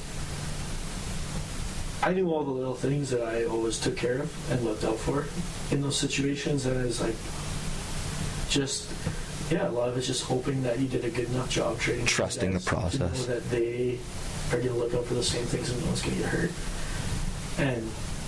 But I mean, you go a little while without anything happening, you're like, okay, you're good, and then kind of settle into that role. And yeah, it's always a little bit nerve-wracking. Like, even being here today, right? Like, But the Settling in. But the mental health has always been good though. Like your anxiety hasn't been yeah, I think to the point where you couldn't work or anything. I think my biggest thing that I've always been bad for is that I just would rather do a lot of stuff myself, and I'll just take on way too much and then just be busy to the point where I don't have time to do anything except work. Well, I've never known Jeremy to not be busy. Like, I'm Yeah. serious. No. Even in his downtime, you were usually doing multiple things. Yeah. Like, even think back to, like, I've come in and you were playing a video game, but you also had Dragon Ball Z going, and I can't remember, there was something else that you were doing, and I was just like, fuck, man. And you weren't overwhelmed, you weren't overworked, you were successfully doing 3 things at once. I still do that. Like, like even the other day, still working, so we're estimating work. So I got one screen up with all my spreadsheets and all that kind of stuff on it, and I'm pumping info into that, and while I'm in a meeting on another screen and listening into that, and then got music or or usually a show or something playing on the other screen, and it's just kind of Yeah, like that's a talent. Like that's a special. I don't know if it is so much or if it's just I got to be kind of just stimulated in that way in order to kind of keep going flat out. You know, it's I think it's probably more of that. Like even now, like crawling to bed to go to sleep. Oh man, I gotta be watching a show on one phone and a show on the other phone and have that something. fall asleep. It's just Your brain turns on when that you or lay eat down. a couple of gummies. That usually helps. I can get to bed without watching something that way. Gummies always help. Yeah. I try not to do that so often, just because I don't want to Need it. or even build up a tolerance to it, right? And Yep. No, it would suck to need that to go to sleep and then not have it, because then you're fucked for that night. probably the most common one is, so we do a fishing trip up north every year. Like Mike comes with me and get rallies on that one and Yeah. everything. We all snore so fucking loud in that little cabin. Riley snores, man. It's not even like me and Mike are just bad. Oh, really? That might even be worse. But all of us, right? So you get all these guys crammed in this tiny little cabin, and if you're not the first one to sleep, good luck. And Mike's always the first one to sleep. I swear that guy. It's like, yeah, I'm going to bed. Watch through like 3 to 5 seconds after the door closes, you hear the snoring. So now we all just get plastered and liquored it up and or get into the gummies, whatever. Anything to help. Fall asleep and sleep through the snoring. I don't know how the people in the other cabins get by, because you can hear it outside for sure. I'll never forget the night that I was staying over at your place, and we went outside, and we were standing out in your driveway, and you were like, check this out, listen. I was like, what is that? You're like, Chubbs is sleeping in his house right now. Yeah. If he was sleeping with his window open. I mean, to be fair, Yeah. You could hear him across the street. yeah, just check this out, listen. What the hell? And yeah, you could just hear snoring coming from the house across the street. When I worked underground, I was bad for snoring, and then when I transferred to surface, that went away. Really, eh? Yeah. I think mine's just because I'm getting fat, but Well, Chelsea, when I first met her and we were sleeping together, she wouldn't snore. No snoring. She got pregnant, and like before she gained any pregnancy weight, anything happened, she started snoring. And then we lost the baby, her first pregnancy, she stopped snoring. Got pregnant with Bella, she started snoring again. So I kind of, like, by Bella, I was like, I wonder if there's a thing there. Because, like, last time you were pregnant, you were snoring, and then it stopped, and now we're pregnant again, and you're snoring again. So then I kept an eye on it with Liv. Sure shit. She stops snoring in between Bella and Liv, starts snoring again with Liv pregnant. Doesn't stop snoring after Liv, though. Doesn't fucking quit. And then we have Gigi, and I couldn't tell if, when she was pregnant, Gigi was she was the oopsie. Our last kid was the oopsie. And she stopped snoring, though. After, like, a little bit after the pregnancy, Chelsea started losing a whole bunch of weight after the pregnancy, and she stopped snoring again. So, well, now I'm fixed, so I'm hoping that I don't have to deal with snoring anymore, because I'm fixed and she ain't gonna get pregnant anymore, so we're good. yeah, no. The other thing is, like, because I don't sleep a lot, right? Like, I'm a 4 to 5 hours a night kind of guy. So even like when I'm working up north, I usually go to sleep sometime between midnight, 1 a.m., up by 5. That's normal. I think this 8 hours a night sleep is bullshit. I think if you're getting good quality sleep, 5 hours suffice. Depends on the person. So I go to bed and I get 8 hours, but I don't get 8 hours of sleep. I go for that 8 hours Yeah. because it takes me so freaking long. I do end up only getting about probably 5 hours of sleep. Yeah. See, like for me, like I'll go sometimes like a week in a row where like every night I'm getting like 2 hours just because work and doing whatever. Yeah. And then it's like, even if I go on a day off and I'm gonna try to get as much sleep as I can, I fall asleep for 4 hours and I'm up. Like, Yeah. If I fall asleep quick, Yes. I wake up that much earlier. Some people can get by on less. Yeah. And like when I'm, you know, if I go on a stretch where I'm like working from home or I have time off or whatever, like I fall into my normal routine, which is like sleep from 4 a.m. to 8 a.m. Right? That's my time. And then I'm good. But Do either of you guys ever have like a period where your sleep, like you have like maybe a 4 or 5 day like lazy week, or maybe say your regular schedule is 4 to 8, like that's where you get your sleep, but all of a sudden you just find yourself like for whatever reason until 9, or like just sluggish for like I get that a lot where it'll be like 4 or 5 days. I won't want to say sluggish, but it's just like yeah, like I'm craving sleep for that week. you know, like when I'm I just want extra. on a, like days off or whatever, I just go to sleep when I'm tired, and then I don't set yeah. alarms. Right, I wake up when I wake up, and it's sometimes it's a 3.5 hour sleep, sometimes it's 6 hours. Right, but like just Is what it is. Like it is just what it is. yeah. Yeah, after a week's work, I might catch an hour and a half. It's what you go into sleep debt, and I think the body catches up on it. Just recovery. Yeah. It's nothing crazy like getting up at noon and then with major brain fog. It's usually an hour and a half, 2 hours at the worst, I don't think and I'm good after. I don't think I've ever slept past noon in my life. Really? When we were teenagers, like they think it like we go a party and stuff and get home at 4 in the morning. I was always the first one up, waking everybody else up. Like, hey, breakfast time, let's go. That's the fucking truth. Yeah. Because there were plenty of times where we'd get drunk at the lake and whatnot, and you were waking everybody up and being like, let's go get breakfast. Yeah. I could eat. Let's go. Let's. Time to get fucking rock and roll. All the time. No, he's exactly right about that. I think being on our electronics at night too, that blue light it can stave off decent sleep too, and everybody's guilty. I'm taking a step back from it. I literally ordered a flip phone. I've got it coming in the mail. I ordered it this week, and it's coming in the mail for next week. I'm going back, taking a step back from my phone Oh, for the screen time. Just go to a rotary. I want.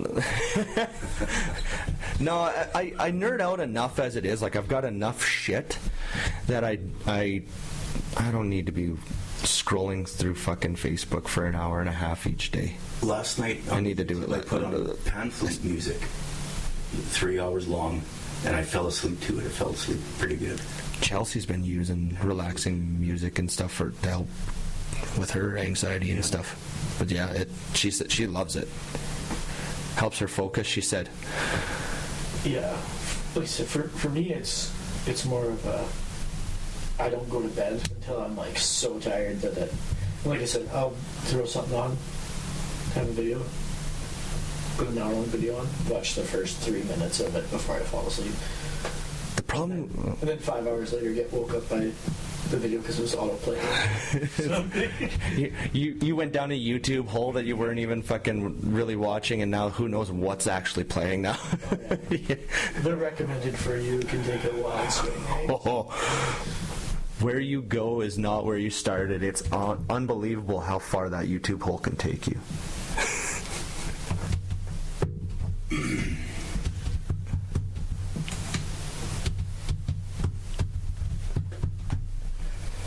So I got a question for you, because you have multiple pets, and have you ever had multiple pets? Not multiple, no. No? Okay, well, I've got a theory. And like, do you notice the same thing when you have multiple pets, especially with the same species?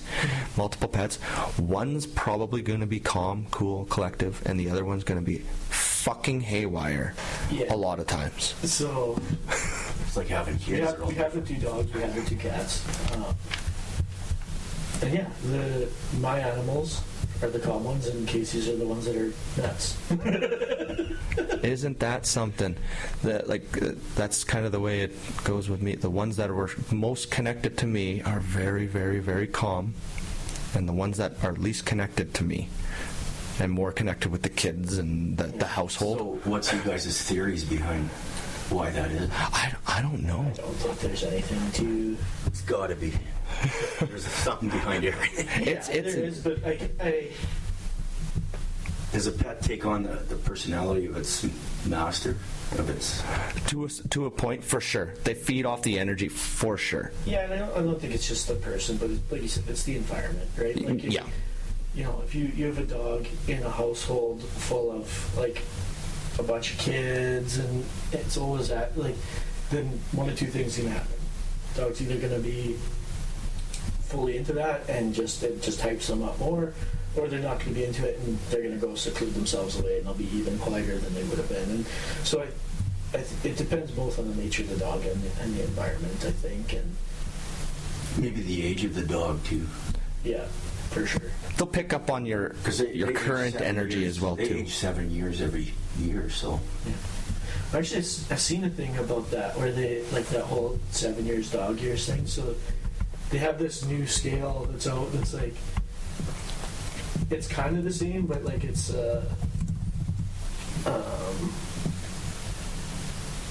Like I'm yeah, see, so like the first year is like 15 years, right? 2 years is about 24, and then it kind of evens out, right? So when you get to that, Oh, yeah. Okay, so like there's a curve to it, and it starts to level out a little bit. It averages 7. Not level, but well, yeah, because like when you get to the, but then, The average. but then After then 8. they say it's like kind of more like a 2-to-1 thing, right? Which like- kind of makes sense, right? Because like your dog grows so fast, right? Yeah. So like, well, that's just life. no, if you go back and then click that link under that blurb, yeah. Keep scrolling. You should have. In July, I'm going to be 371 years old in dog years. I don't think you're gonna get all those candles though. No, Have you seen those videos of people like putting too many candles on a fucking cake and not realizing That it's that the actually fire, Yeah. and the fire is going to combine with each other to the left and right of it, and you just created a superheated candle, like one big old thing. So, cool story with that.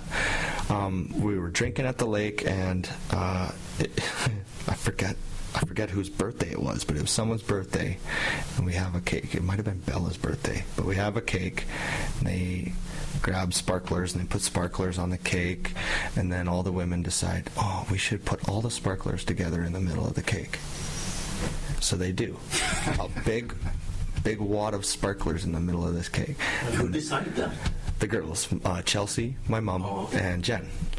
So we've all had some drinks by this time, so their idea is just brilliant. You know, Yeah. This is going to be the greatest sparkler ever, and they light it inside the house, right at the kitchen at the lake. And me, Mike, and my dad turn around, and okay, yeah, happy birthday, and all of a sudden that thing starts going off, and they created a fucking welding rod. When I tell you the heat and the light and the slag that was coming off of that thing, it was flying everywhere. There were pieces the size of quarters flying off of that thing in every direction. It was insanity, and the cake was ruined. What a night. Wow. Yeah, what a night to remember. I'll never forget that. It was insanity. And I'm sure all three of those women are going to hate that I told that story, but it's too good not to. That was our little superheated candle. But literally, it was a welding rod. I know one thing that you wanted to talk about was ad indoctrination. And The corporate ads, how they subliminally, there's an interesting story with in 1957, corporate executive named James Vickery decided to put, as an experiment, a subliminal message in all these motion pictures people going to the theater. It was the Coca-Cola emblem and the words "eat popcorn." I remember hearing about that. And at the end of this experiment, Coke sales went up 57%, and popcorn sales went up 20%. And So you're saying it works? they're all over the place, and our kids, watching a hockey game. Yeah. Watch the Toronto Blue Jays. You'll never see a Blue Jays emblem, but the Toronto Dominion TD Trust is all over the place. And I'm sick of seeing the that. virtual scoreboard, or like the virtual boards in hockey and stuff, so that they can just roll the advertising. And now it's on the uniforms, it's on the helmets. And to me, the uniform should be sacred. It should be left alone. But you can't stand at a urinal at a junior hockey game without, there's 10 different ads in front of you. You used to just put the other logo into the urinal. Well, I something mean, to piss I on. wouldn't say that's necessarily subliminal advertising. That's just blatant advertising. Yeah, Right. yeah. It's not The subliminal jersey anymore. thing, though, is an interesting one, because, like, when, keeping the jerseys clean, and that's kind of a big three North American thing, because you look at, like, all the jerseys for, like, soccer teams and stuff overseas. Oh, yeah. It's just a billboard. It's just a billboard. And Yeah. I mean, at the end of the day, it doesn't change the game, but it does. Like, I ain't buying one of them jerseys. No, that's right. And I think, because there's maybe one NHL team right now that has an advertisement on the jersey, I think, is.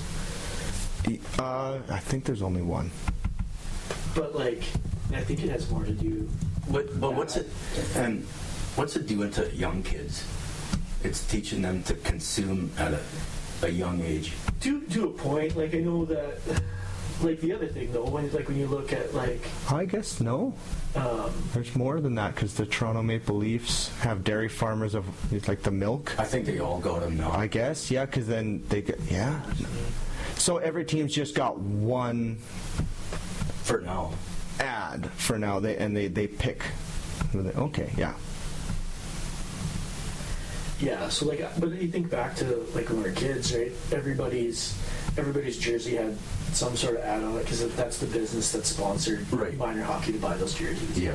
I know that, like, our company, we sponsor a couple teams, one specifically, like, it's just like a ball hockey league thing, but the boys take that pretty seriously up in Fort Mac, and we bought the jerseys for that team, and so we got a logo on there. But, like, most of the big outfits up there sponsor teams and whatever, and there's nothing wrong with that's fine. It's the professional where they're generating enough revenue already without having to put. That's very true. To me, we are giving them so much money, and it doesn't matter what league you're talking about. They are making a killing. But at the same time, though, like, you do need to have. There has to be some benefit to those companies for shelling out that money to those teams, right? Exactly, because that's what they're doing, is they are funding those teams, and I'm just thinking of the TV and radio airtime would suffice. At the professional level, where they're making, because, like, at the local level and the smaller scale, we need those, like, that needs to stay for better or worse. I we bank need at the the ads. TD Trust. I don't need to see you know, when I'm watching the Blue Jays game and I can see 15 logos in the background of TD. I don't need to see that. And 'Cause it's I very don't true. care. Like, it's literally 15 logos all across the And- backside. It's and not just nobody's gonna one. Say, you know what? Look at that logo. I'm going to switch banks tomorrow. Yeah, banking's an interesting one, right? Like, because what bank do you use? Oh, the one that your parents set you up with an account at when you were a kid. And if you're not, it's the one closest. Yeah, and yeah. The only reason that you change banks is because you move somewhere else. Yeah. Really, or because somebody maybe really pisses you off. But like, I mean, it's. Yeah, I would say it's not something that's probably really Or have relevant for have It's everyone. not, yeah, it's not needed. Have one TD sign in the background, not 15. Yep. know what I mean? Yep. No, that is the To problem. Is me, that there's 15 of them all around the batter and like. And I'm or I can't watch the game because I'm too busy being pissed off at these ads. Like that's why I wanted as to you bring get this older, subject you're up. only going to get more mad at that shit too. Guaranteed, because that's how life works. You're not likely to get less ornery as you age, right? Yeah, I don't think that's- I know for a fact personally I'm going to fixate on that shit more because my grandpa did. And because I brought it up today. No, I'd like to see that. Maybe it's lost innocence because I grew up. No, late it's 70s very watching true, 'cause- the Canadians and the Bruins. There was nothing on the boards. Nothing. But you gotta remember that's because it didn't have to be a multi-billion-dollar Yeah. business, and it was one guy that owned the whole team, and you're not putting your own name Yeah. on it, right? And he was making all the profit. That's part of the problem is that it's got to be such a big business that you need this kind of sponsorship, right? You need to bring that money in. Well, look at the overlay ads on NFL. Like they do this every single play now, Yeah. and Yeah, they superimpose ads. we on don't screen need to without- see yeah. Ford flashing their logo on the field as they're taking the line. I mean, I get that it's not Because really in the thing way. is, though, is so But they. if you want to afford a team, You- So the thing is, like, how do you get your funding, right? So is it like that? I just want, like, obviously you have to be very rich to own a team, but you just want to be like, oh, only the really, really, really rich people can own teams now, because you don't want to see any advertising whatsoever. Because now you've made the reality is, it's exclusive club more exclusive. like, well, the thing is, how do you bring in that revenue? Well, you have to sell them. You're essentially selling them an advertising product, Yeah, right? and they need So it's something like- in But they're to return. the point now where when the owner makes. The owner generates all this extra revenue. Now the players get 50% of that. Now a family of four can't afford to go to maybe one game a year. Whereas Right, but maybe if you took- before they went to 8 or 10. But if you took games a away year. that advertising, the Everything's gone up. even higher. Everything's gone up because they're going to make their money in whatever way they can, whether it's from Ford or from us or from something that they're making money over hand over fist, and that's they can't go back from that. They'll never go They'll back never from go that. back, no. It's got to it's always got to be more money, and I get that. Like it even comes down to like they've got a responsibility to make as much money as they can to their holders or to their board or to their people, whatever you'd like to call it. They have a fiduciary responsibility to make as much as they can. So I do understand it.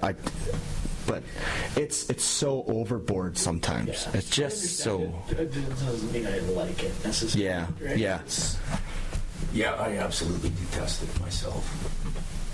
I see where it comes from, because as soon as you're taking money from a company, there has to be that not pushback. right? Exactly. There has to be some sort of product, and That's the first question that they're going to ask when you're doing a deal is, okay, well, what do I get?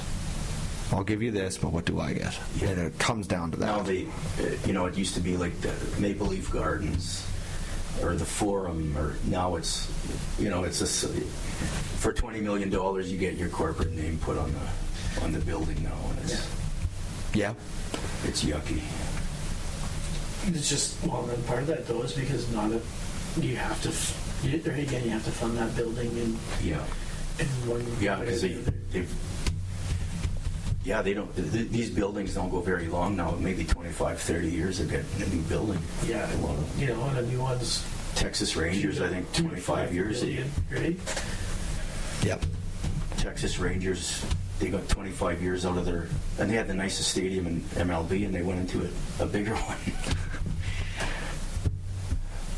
How much of the, like, when you talk about that corporate, like, ad indoctrination, I just wanted to, like, go out, like, we kind of went from there and started to just talk about advertisements in general because we went there. But how much of the actual ad indoctrination, because, like, it does happen, how much of that can we tie to, like, foreign countries purposely trying to influence the West?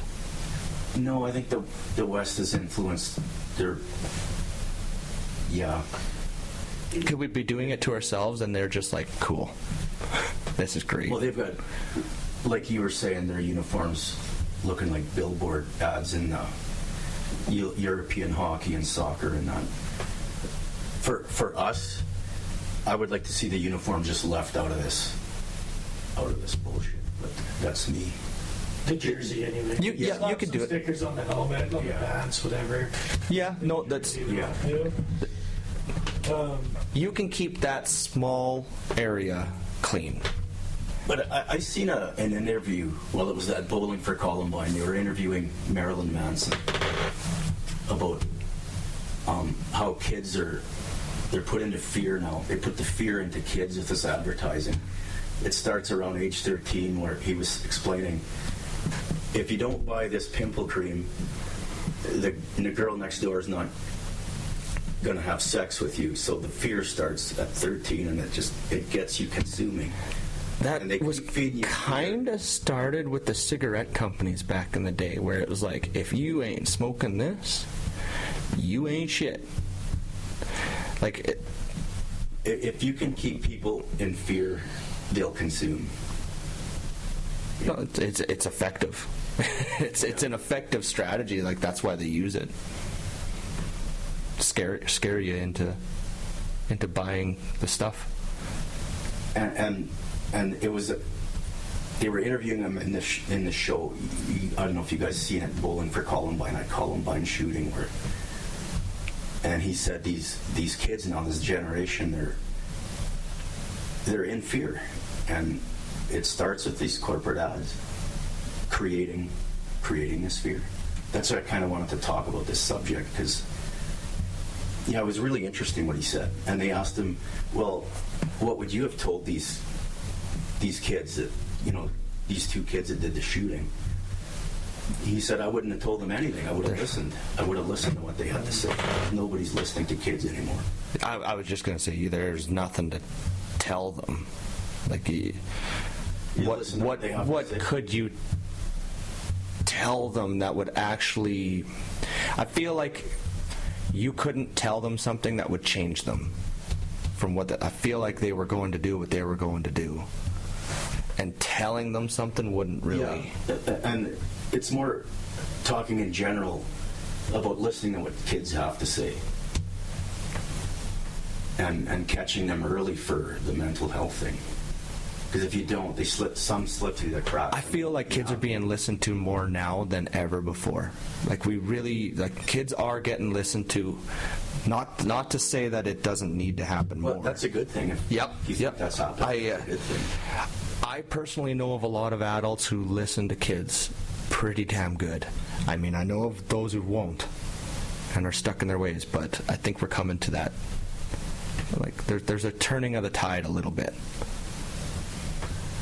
I think it's going to be taken with a grain of salt, too. Like, I know, especially when it comes to younger kids and, obviously listening to them and what they want.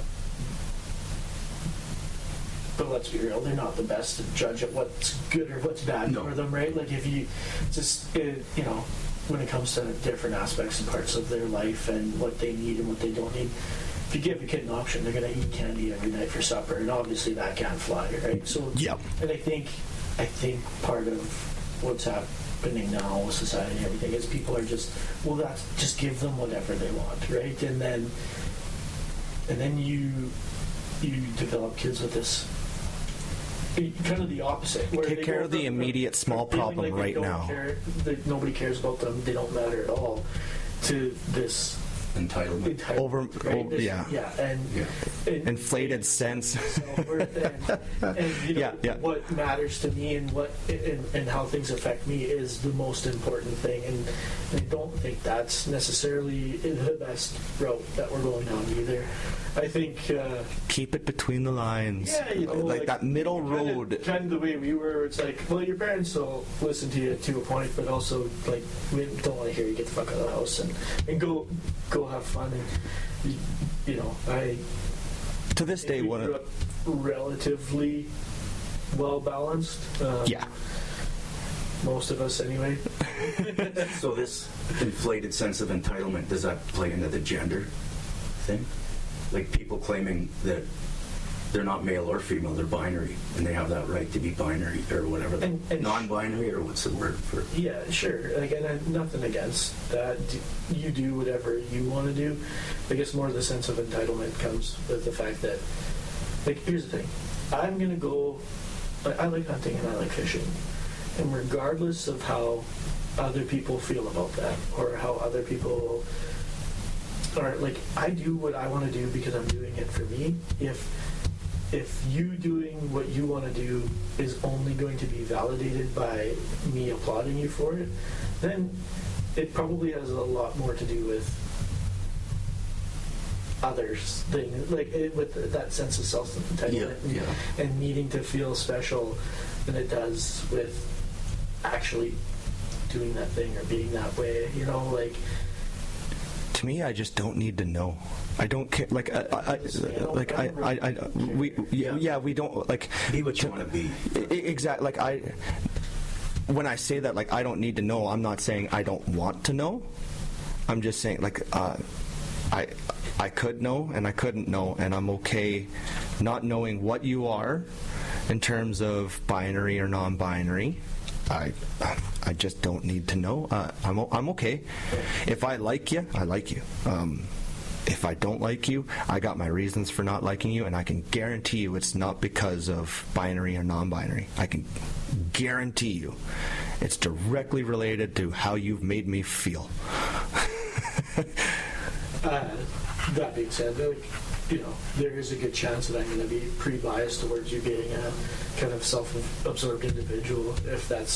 If one of the first things that you're coming at me with is that I have to do things a certain way to be around you, then I'm probably going to choose not to be around you because you want me. There's a weakness to needing validation to something in order for you to actually.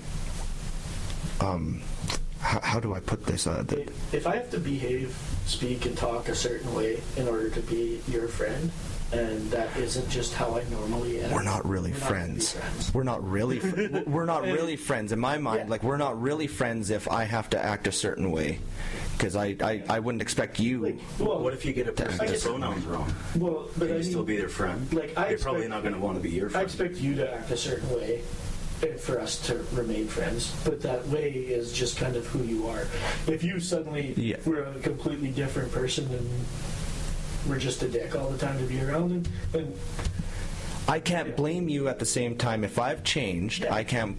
and It's like the friend who quits drinking and says, like, "Oh, you want to know who your real friends are? Quit drinking." They don't call you anymore. You know, like that whole thing. Well, yeah, because they're out drinking. yeah. They're out having their fun. They don't hate you, probably not. Like, I'm just speaking on the general level. They probably don't hate you, but they're doing the same stuff. Like, you changed. You were the one who made the change. They didn't.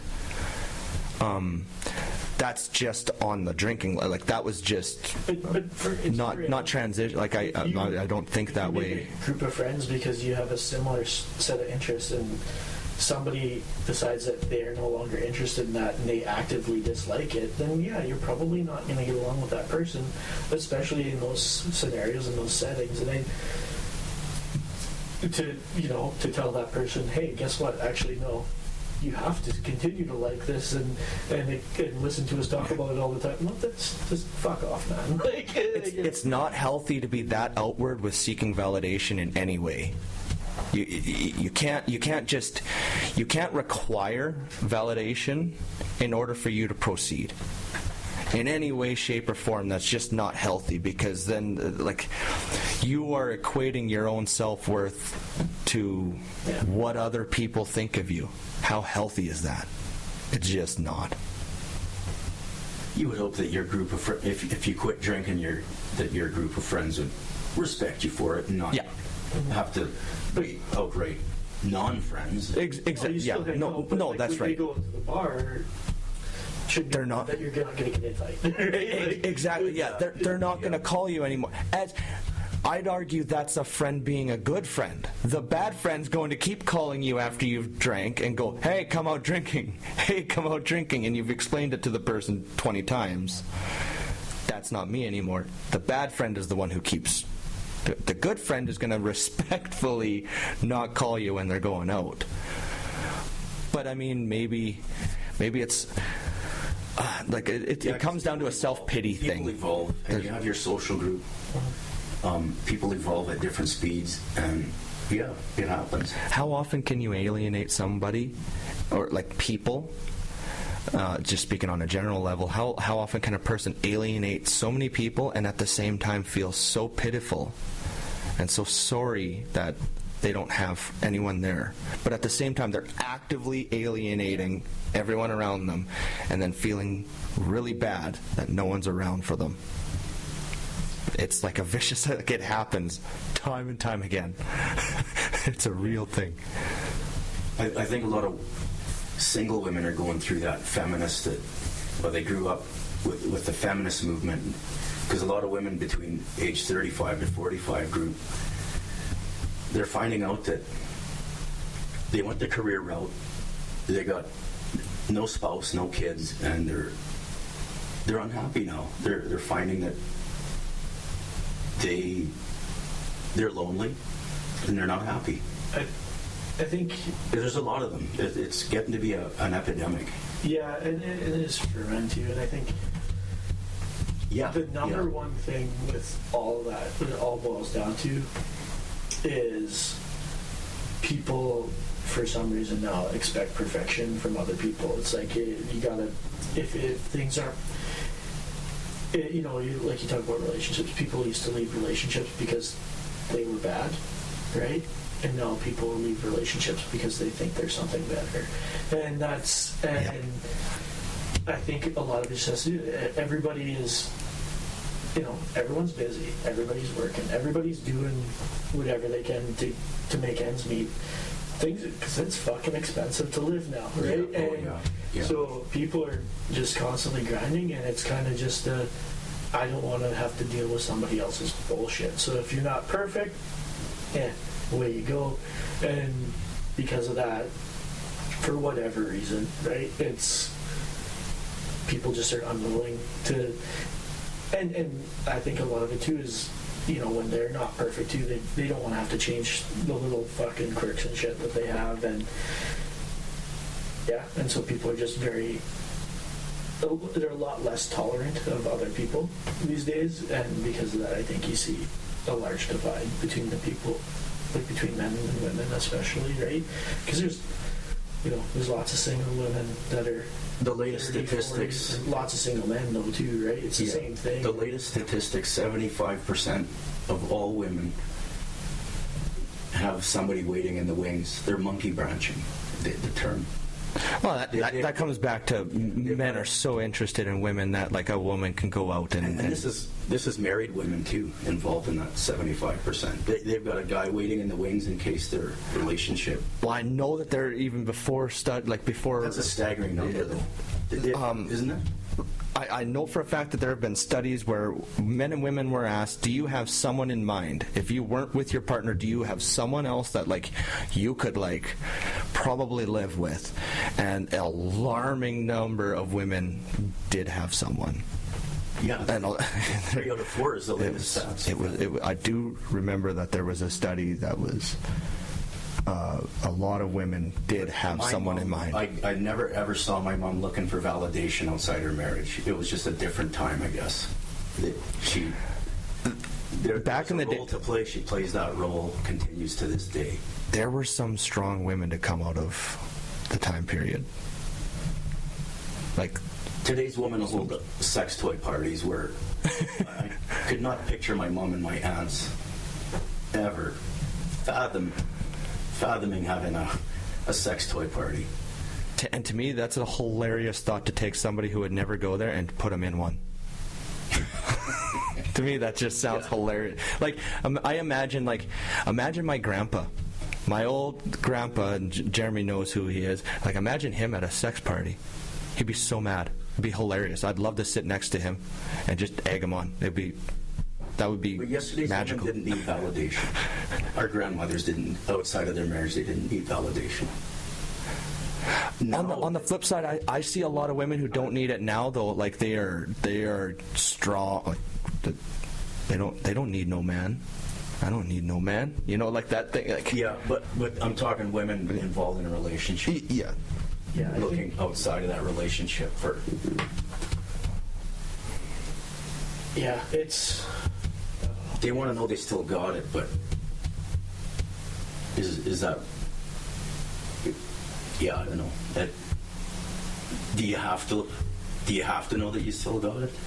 I think a lot of it, again, just goes back to people are so obsessed with making money and having specific things and leading a specific lifestyle that if you want to talk about subliminal advertising, like we're talking about, like, you go on like social media and everything else, or it's just like, hey, this is the ideal lifestyle you should be living, and you know, Yeah, you hit the nail on the head. and you know, this is what you should be striving for. This is what you should be aiming for. It's like, And it's so and fake. well, to a point. Like, I mean, yeah, there's lots to be said about, you know, just living this life. Like, everyone wants an online business with passive income where you're essentially retired at age 30 and got tons of money in the bank and you can travel all over the world and do whatever. Like, yeah, sure, that's a. So the it's the same thing as, 20-somethings. like, It winning- sounds winning the great, lottery. but I can't change a bearing from So are home. the 20-something women, 30-something, are they looking for love, or are they looking for lifestyle? Well, I think what it is that everybody is like the FOMO on that life, right? It's like there's this taking look, like, hey man, if you don't travel while you're young, you're not going to do it while you're older. It's not going to be fun, or you know, if you don't live your life this way, and so people are so busy chasing that lifestyle, and the way that it's so prevalent, and you see it everywhere on social media. It's like everybody just thinks that, hey, everybody should be able to do it. They see that picture of someone getting served a drink with an umbrella on some swim up bar, right, on a beach somewhere, and they're like, man, I could be that person getting served alcohol. Not everybody ignores the 10 people that are in the picture serving that person, right? Because guess what? That's it. Not That's how it everybody works. is going to get that life, And- but everybody thinks that they are deserving and entitled of it, and so basically, if you're not bringing that vibe, you're not bringing that, you're Basically pulling their saying life closer Instagram and towards that. TikTok Yeah. have a lot to do with that. Wow. So, and how old are these platforms? Not very old. So 2007, they so- started getting popular So with, what's the with long-term Facebook. effect of these platforms? Who knows? Well, I mean, I think you're already starting to see it, right? Like, it's, How bad does it get? well, people are Who knows? more worried about, you know, used to be keeping up with the Joneses, right? Like, okay, making sure that, you know, having a nicer car than your neighbor, or having a better lawn, or, you know, like, making sure your kids were better behaved or did better at sports or whatever. Then Now we don't care then about our your neighbors neighbors. did. We're going online and caring about that. Most people don't even know who their fucking neighbors are anymore. Yeah. Because that's you're it. so disconnected from your community. Right? Look So the closest thing you have for comparison is what you see on your phone, right? And so to try and, you know, keeping up with the Joneses is now, instead of making sure that, you know, you're competing against a global market. And you're seeing that top 1% Exactly. You're getting pushed. You're getting pushed the stuff that's getting pushed for a reason. So it's a vicious cycle. Like, I'm picking on women today, and they're not going to like me, but these dating apps and whatnot, they're after that 1% of men. They're 6 feet tall. I think it goes back They to make 6 or 7 figures. They don't necessarily want to build something. They want to jump right into it. And it's not realistic to think like that because you're. Well, the thing is, though, right? And like, no fault. Like, if you're a 25-year-old dude and you're like, hey, how about we hook you up with a hot 26-year-old woman who also comes from money? You're like, you would be like, oh no, I want nothing to do with that, right? Like no fault. The thing is that when I describe that scenario to you, what's the likelihood in your brain of that happening? Well, it's basically 0%, right? And then the issue now is the conditioning to everybody. right. That's how everybody except you is living, and you're missing out. Right. And you should be living that way, and not only should you be, you can be, and everybody can be. Everybody can be this way, and if you're not, you're. It's the whole presentation. And it's that mentality, I think, that is really affecting people, and What causes you to fixate on it? yeah, It causes a person to it's the same fixate. thing. Like you see the same kind of marketing towards guys, right? And it's, like, like I said, 20-something years old, bunch of passive income, got a yacht that's full of women in bikinis, right? That's the life you should be living, and if you're not, you should be working towards it. The Dan Bilzerian lifestyle. Yeah, exactly. Like, The thing is that the people who aren't so much affected by that are the people who aren't spending a bunch of time on social media because they're working every day, right? Yeah, And the actual grinders. yeah. So like, I just am hoping to have enough days off this year to go on a 4-day fishing trip. I'm not worried about the 10 different vacations I want to have, and it's because I'm, like I said, I'm working and fucking grinding, so I think, especially because more and more men aren't going to university and more women are. So men are being exposed to a lot more of the shittier parts of the rat race. Yeah, that's right. And so what it does is it humbles you real fast, right? And I think that's a big part of it, right? So you're not thinking, oh man, I gotta be a millionaire. You're thinking, oh man, I gotta pay rent. And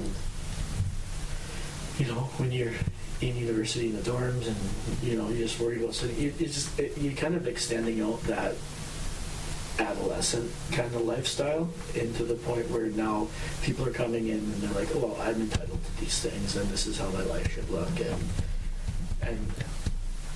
and if they're not immediately capable of doing that, it's like, well, what's the fastest way to making that happen? I was just going to say there's making that happen is to find somebody who already has it happening for them and attach to them. there's a massive amount of impatience to all of it. There's nobody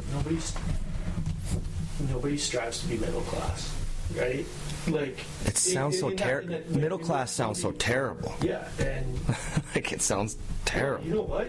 It's because they're making it fucking terrible. Yep. Middle class didn't used to be terrible. Oh, yeah, that was the place to be. Middle class now is like, can we buy groceries and afford rent this month? Like, or because unless you already got one, you're probably not buying a home, right? And Not in this market, man. yeah.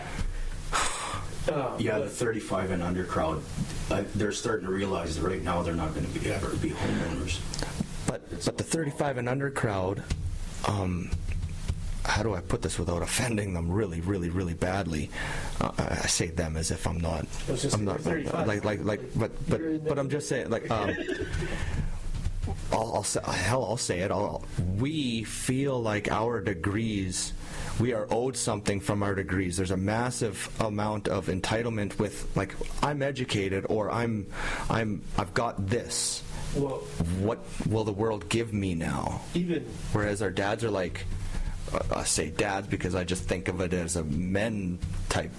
Like I've got a man's mindset, so, but women too, they just continued grinding. It didn't matter.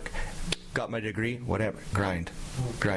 Didn't have the job, like the job wasn't available for my degree, so we heard it from grandparents or family members or friends, older people saying, so I got this job for a year, and I did this, and I gained some, and then I did this, and then they settled into the 30-year career.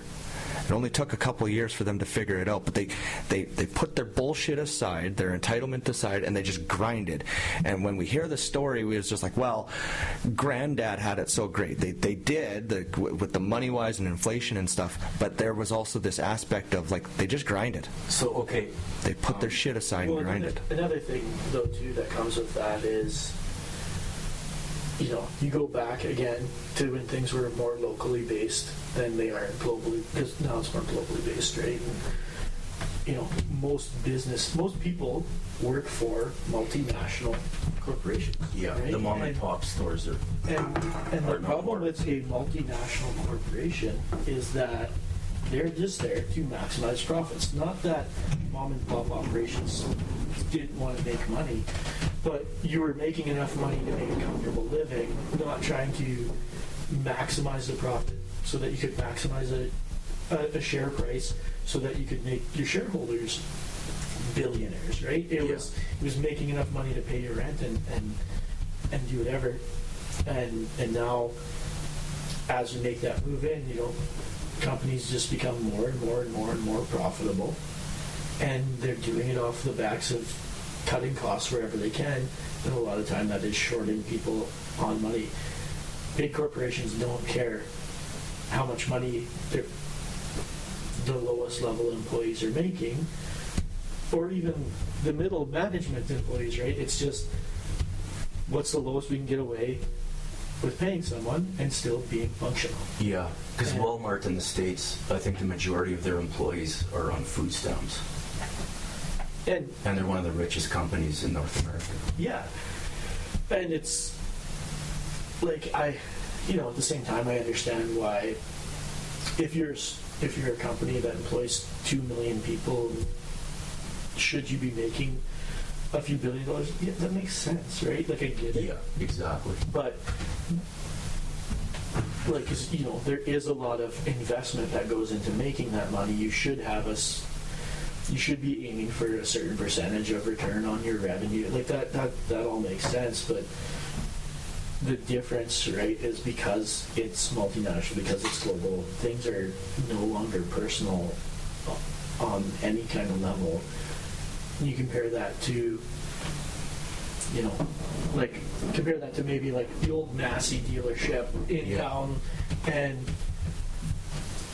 those owners of those companies, right? Because or like you think of like a car dealership, right? Ford's been huge for forever. Yeah. And if you had a Ford dealership in town, people bought or didn't buy there based on their relationship with the people who owned and worked at that business. And that was a very big thing back there. So if you had good employees, you were incentivized to keep them around because you lived in the community with them. They were your friend. They brought you in business. I can't tell you the last time I went and bought a vehicle and I knew that salesman before I got to the dealership that day. Yeah. Right? And so if that that incentivization, to basically support your community goes away when the business is not part of the community. And I think it kind of originated in the early 80s. Ronald Reagan took a bunch of CEOs into this room and explained to them that if they moved their businesses to China, they would, in the long run, make profit. And these CEOs were concerned about the transport cost, transporting the raw material to China, and then transporting it back as a finished product. And he said, but what you'll save on wages and what you'll be able to save by circumventing environmental laws you'll make that up, and you'll make bigger and bigger profits. And they jumped on board, and that's that Reaganomics. I don't know that you could buy a toaster today made in the USA or Canada for that matter. Everything's made in China. These guys moved their manufacturing jobs to China. Well, I mean, it comes down to like I'm an industrial mechanic by trade, and I'm not allowed to drill 2 holes to mount a headlamp onto my hard hat, but we will trust the 12-year-old Sri Lankan kid. Because it was already done before it got put in the plastic, right? At the same time, I get we can't alter safety equipment, but do you see what I'm saying? Like, But if you buy, you can't alter that one. But if you buy the one with the holes pre-drilled already, it's manufactured that way. Yes. Like you said, the same hard hat. It's just some nameless person drilled the holes in it, and yeah, and that, like you said, I do get that to a point where it's just like. It's more to do with the fact that we don't want just anybody modifying. yes, yeah. Because That was like an extreme example, just to, but it's not a bad one, and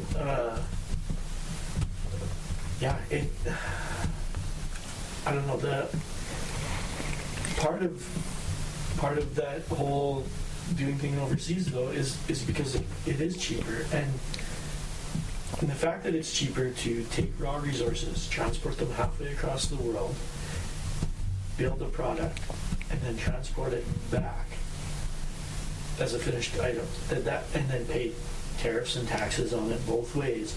The fact that that's cheaper to do than to just build it here, there's a problem. That says a lot too, right? There's a problem there. And it's because cost of living is so high that people need such high wages in order to make things function. And it's, I said, because you're no longer keeping up with the Joneses, right? It's keeping up with everything. And just the things that would have been considered luxuries in the past now are kind of necessities. It's like, why do you need a smartphone? Why do you need a laptop? Why do you need the internet? Why do you need that countertop ice maker? Because, man. Well, but I mean, it's like, why do you need these things? Well, you don't need the internet to survive, but you kind of do. Good luck applying for work or doing your taxes or everything is so different. We're coming to basic internet. We're gonna have it, like a Canadian basic internet. I'm sure. Something happens in the world where all of a sudden all cellular, wireless, everything's knocked out. Solar flare. So imagine what happens to the people? If we were to lose our grid, it's the end of us. We can't lose our grid. I'm gonna be okay. Yeah. And because of your neighbor and his guns, that friend of yours. Yeah, because I know people who know things. But yeah, and because I don't have everything tied up in relying on everybody else to support me, right? You're in a good position. What about the countless amount of others? What happens to them? Fucking sucks to suck. Back to nature, man. We're not past that. It's so easy to go back to survival of the fittest, and sucks to suck, man.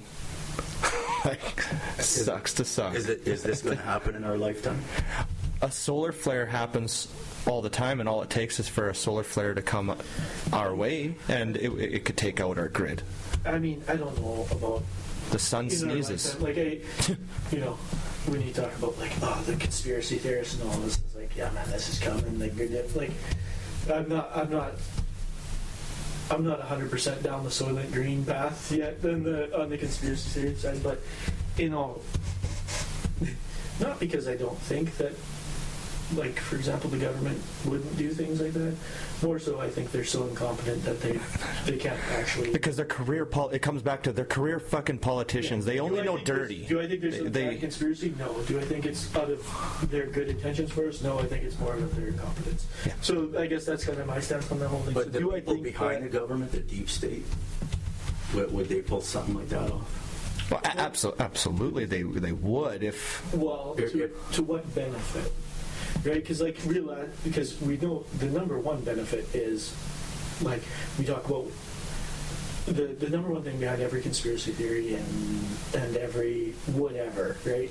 It was to somebody making money, right? Somebody somewhere is getting rich off of it or getting more rich. And so I guess part of me is that I don't see the benefit. I feel like that's more a giant cost. You know, if you're talking about, could there be a benefit of and goal of creating a need? Well, or just, maybe, or like if you have a World War III, I think that's probably one of the first type of attacks that you see is going to be knocking out telecommunications, right? And that goes into like the line of thinking is how would people talk about World War III? And like my answer to that, we won't. Yeah, well, we won't. Is it Einstein that has a quote? It's like, I know not what weapons World War III will be fought with, but World War IV will be sticks and stones, something like that, right? But it might not have been Einstein, but it's. I think if we were to lose everything, all our technology. It is Einstein. I know not what weapons World War III will be fought. But World War IV will be fought with sticks and stones, and that's that's powerful because you can read it's dripping with truth. You know the craziest thing, every guy at some point you run that scenario through your head, like maybe you're just sitting on the couch one day, kind of empty-headed, like we like to do, and then you start thinking. So you run those scenarios through your head, and like for me the number one where he's like, if I'm away at work, right? So then I'm 900 kilometers away from my family, then what? But, I mean, so what do? Well, keep a full tank of gas all the time, right? Yeah. So I could make it, assuming that the truck will start. But, that's the kind of the thought process there, and then... Yeah, you can make it 800K somewhere. Yeah, and I think one of the biggest things for people is nobody knows how to. No, I shouldn't say nobody. Most people don't know how to even get their next meal if they didn't have a grocery store. And that's a big problem. Like exactly. You don't even know how you would eat next. Like aside. Assuming it's not a minus 40 blizzard out when that goes down, because obviously the winter stuff, but especially if your house isn't equipped with, if you have a wood stove, you're probably fine. But of all the places in the world, Canada's probably one of the best places to be in. Should that happen? Yeah, we've got tons of fresh water, tons of natural resources. You name it, we're abundant. And we when don't it comes have to super huge population density. Yep. Yep. Will people share? Not at first. I was just going to say how do I put I think our attitudes and how we would act would force some sharing because there'd be a lot of taking at first. Yeah, so as there would need to be. It'd be every man for himself. People's wood piles would disappear. Yeah, it'd be every man for himself from the start, and then I think as time went on, it would be the same thing. People would band together. You'd have small communities that would form. You'd have the toilet paper rush at the start, where everyone's running to the store to get the toilet paper because we were told that we were going to run out of toilet paper. So we ran out of toilet paper because everyone went and bought some. Just like on that one alone, right? So like, I was like, oh man, toilet paper. So we had a couple fucking things of it, whatever. We 2 packs, so 24 rolls, which in toilet paper math is like 300 rolls, right? If you look on the bag, each roll is like 42 rolls or something. Not sure how that works, but they use woman math, the same math that women use when they go to shop or something, and it was on sale, like a sale price or buy one get one. It was like, oh man, like I don't know if we're having fucking toilet paper to wipe your ass. So what do you do? Like, everybody rushes to the store and I ordered a fucking bidet. I'm gonna make the transition. Oh, shoot, the one I'm going to a the one I transition. bought, it's like I didn't have, like, they're like 4 or 5 fucking grand if you want to replace the whole toilet. But I just Just get this little thing. It just the goes underneath attachment, the yeah. fucking toilet seat, and it just hooks into the water line, and then there's a 1/4-inch line that runs into the hot water line from the sink, so you can adjust the temperature on it. I got a cousin who bought one of those, and yeah, he's really proud. He's got, according to him, the cleanest asshole in town now. Yeah, well, he's got competition, so. But yeah, it was. Look at that. So about 70 to 75% of the world do not use toilet paper. I knew that it was Yeah, but we are what part of. percentage that is using pine cones and leaves still. Cheryl Crow I mean, was some trying use to their get hand. everybody on board to use no more than 3 squares. But yeah, I was saying. Like, I don't know about that. There are some people where 3 squares wouldn't take care I of. use 18 to 22 squares, I think, I've never counted. Now I'm going to count though. per bowel movement. That is 18 to 22 22 squares. Damn it! Now I'm counting. I'm going to count. Yeah, I mean, I'm We just got- estimating. I think it's. We got to bump those numbers up there, Reg. it's a rookie. You know what I mean? Like, there's. Most people don't know where to get water from or how they like. Yeah. It's just. Yep. It's, Yeah. There are so many people who, if they found water, would just drink the water. There are a lot of people who wouldn't know that some water's bad, some water's good, standing water's terrible. Like there are some who just wouldn't. They don't have that knowledge, and those people are in trouble. But the good news is a lot of those people will recognize their weaknesses and they'll be willing to share. But only with those people.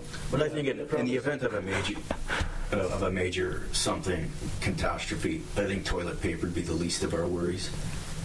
No, for sure. that'd be a, Food and water, shelter. Yeah. yeah.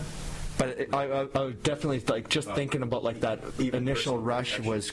Yeah. I'd say personal protection would be the biggest one, right? Because people are going to worry about Gun stores. it's going to be food and water first, right? And the first thing that the people who don't have it are going to do is try to find who does and take Yeah. it. Imagine the lines at gun stores if a major event took place. You own a gun store in that major event, you're locking the fucking doors. Oh, yeah. Nobody's getting into the Yeah. gun store with But if I- holes in them. Exactly, it's going to be a mess around gun stores.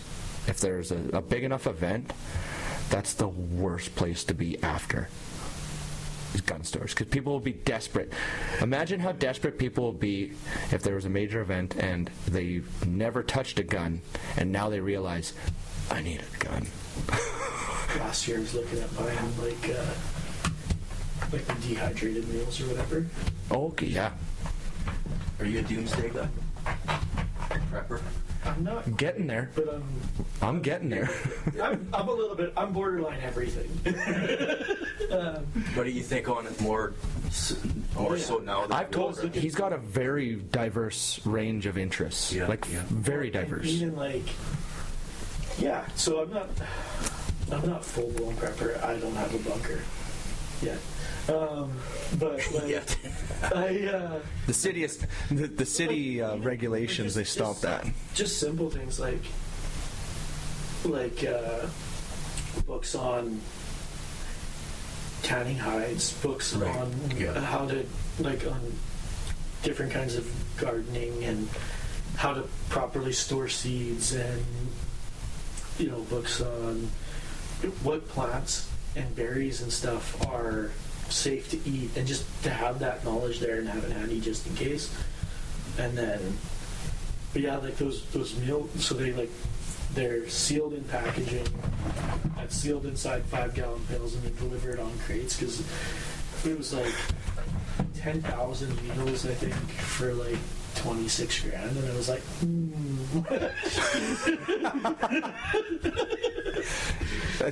I gotta tell you, man, that's doomsday prepping. Well, Like, yeah. that's full on prepping. If you go there, I didn't buy that quite yet, because they, Could you get half 5,000 for 13,000? well, yeah. Like that was like the biggest. but I mean, if you're doomsday prepping, you're Yeah, you're going for the. let's go for the the yeah, 26. so not quite there yet, but It's something you wouldn't want to advertise. Yeah. I'll And then I'll just, probably like- be there when I get onto my next place. Yeah. I'll be there. Yeah, I don't know. It's. I guess the thing is, it's not like the real doomsday preppers have everything. Yeah. If something happens, Yeah. they have everything. I'm not so much into having everything as I am making sure I have some things so that I can get by. Like even like on the water side, right? Like having, I got a handful of like the fucking UV resistant, like all the jugs that you can like long-term store water, because you don't want to store water long-term in clear containers, right? Because it promotes growth. But having some of those other containers, and then like the purification tablets and you know, a filter system, and just to kind of Part of your interest though kind of sets you up to be ready for doomsday. well, yeah. So like Just naturally, Right, because yeah. we go on hunting and fishing trips and stuff, and a lot of places we gotta pack in all our own water and stuff, so you have gear to haul and hold a bunch of water, and you know, and yeah, just Even- naturally you're prepped. well, even this, like most people don't even first aid kit in their house anymore, right? Because why would you? Yeah, I got rags and tape in that drawer. I got a first aid drawer. Yeah. That reminds me, I got to buy smoke detectors. No, I've got smoke detectors. I just should maybe put batteries in them.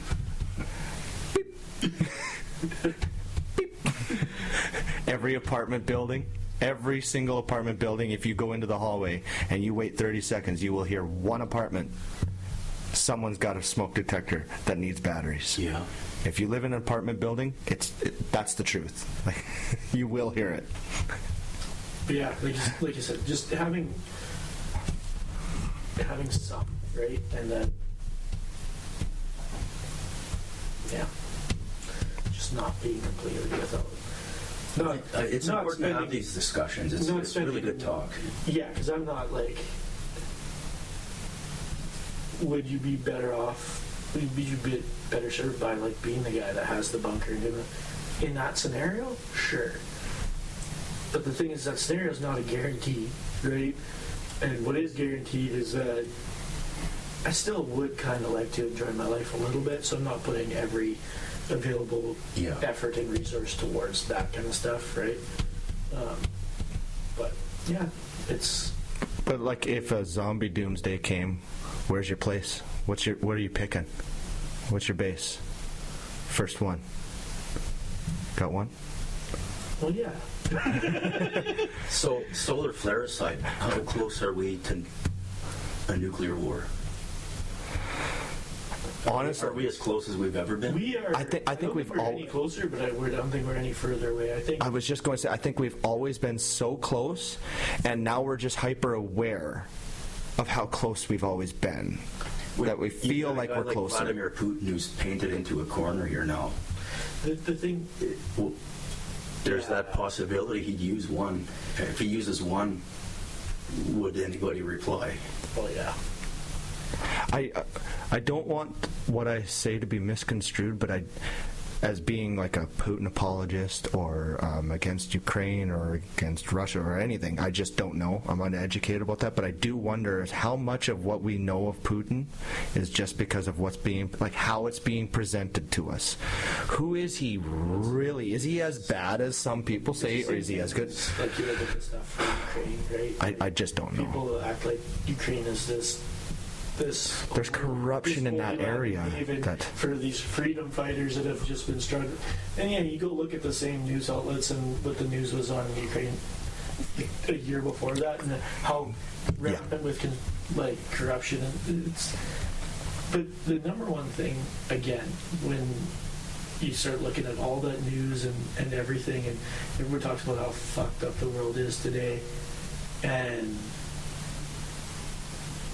yeah, because what you're doing is looking at all of the bad things that happen on a global scale, and you're force feeding it. And you think back, like, man, none of this shit used to happen back when I was a kid. Yeah, because all you were concerned with was what was happening locally. Yeah. Right? Yes. Maybe at the most at a national level. And let's be real, as kids, Even that, it was so. yeah, like Even at the national level back then, there was your so parents much might have been missed. concerned with what was happening at a national level. But as a kid, it was what was happening in the community. And the thing is, Yeah. like, what's the last bad thing that happened in your community? Probably not too much. Probably. Close the grain Probably. elevator. You know. Yeah. Yeah. And like, and By the way, that's my zombie apocalypse base. It'd be a grain elevator, But concrete grain elevator. even the human part aside, what if AI triggered something in a nuclear attack? So that is such a. I'm probably the biggest fence sitter you'll ever see or meet on AI. I am such a wait and see. What the hell are we watching? Because this I've been thing's using it nonstop. Same here. snowballing. But exponentially. does it scare you? Because it's scary to me. What's happening? Like, I think it really depends on the space that you're in. Like for me, so AI can do a lot. The things that AI can't do is replace. Like there's certain jobs AI and certain industries that AI can really upset. Right? Construction, not so much one of them. Yep. It can definitely aid. It can assist. It can help make things better in that space. But AI can't swing a hammer yet. Right? And let's be real, that's probably one of the furthest things Yeah. off that they have Yeah. planned for that kind of stuff. even if yeah. And so, like, yeah, to me in that scenario, like, obviously super advantageous, right? I use AI every day. So how do you apply it? How do you? So I'm currently using AI because I've got a band. Well, first of all, I used AI to create our Campfire logo. That's an AI image that I told the AI about our podcast, what it is and stuff, and I was like, could you generate an image? And that's what it came up with. Oh, yeah. And then, it came up with something close to that, and I went, more of that, please. Just more of all of that. Yeah. I want more, and it just like. So I haven't done a ton of the image generation or like video or sound stuff, but for me it's mostly just, like I said, I do so much stuff with contract work and taking those blurbs, like loading it into AI. Can I do this given these, and just and having it help vet stuff and hey, like what, like explain this in a different term, or especially dealing with like odd questionnaires, since like I want to answer this question with these points, and then having it like spit something out, you can proofread it to make it's like, okay, yes, no, that's perfect. If I can plug that into an email, like. Yeah.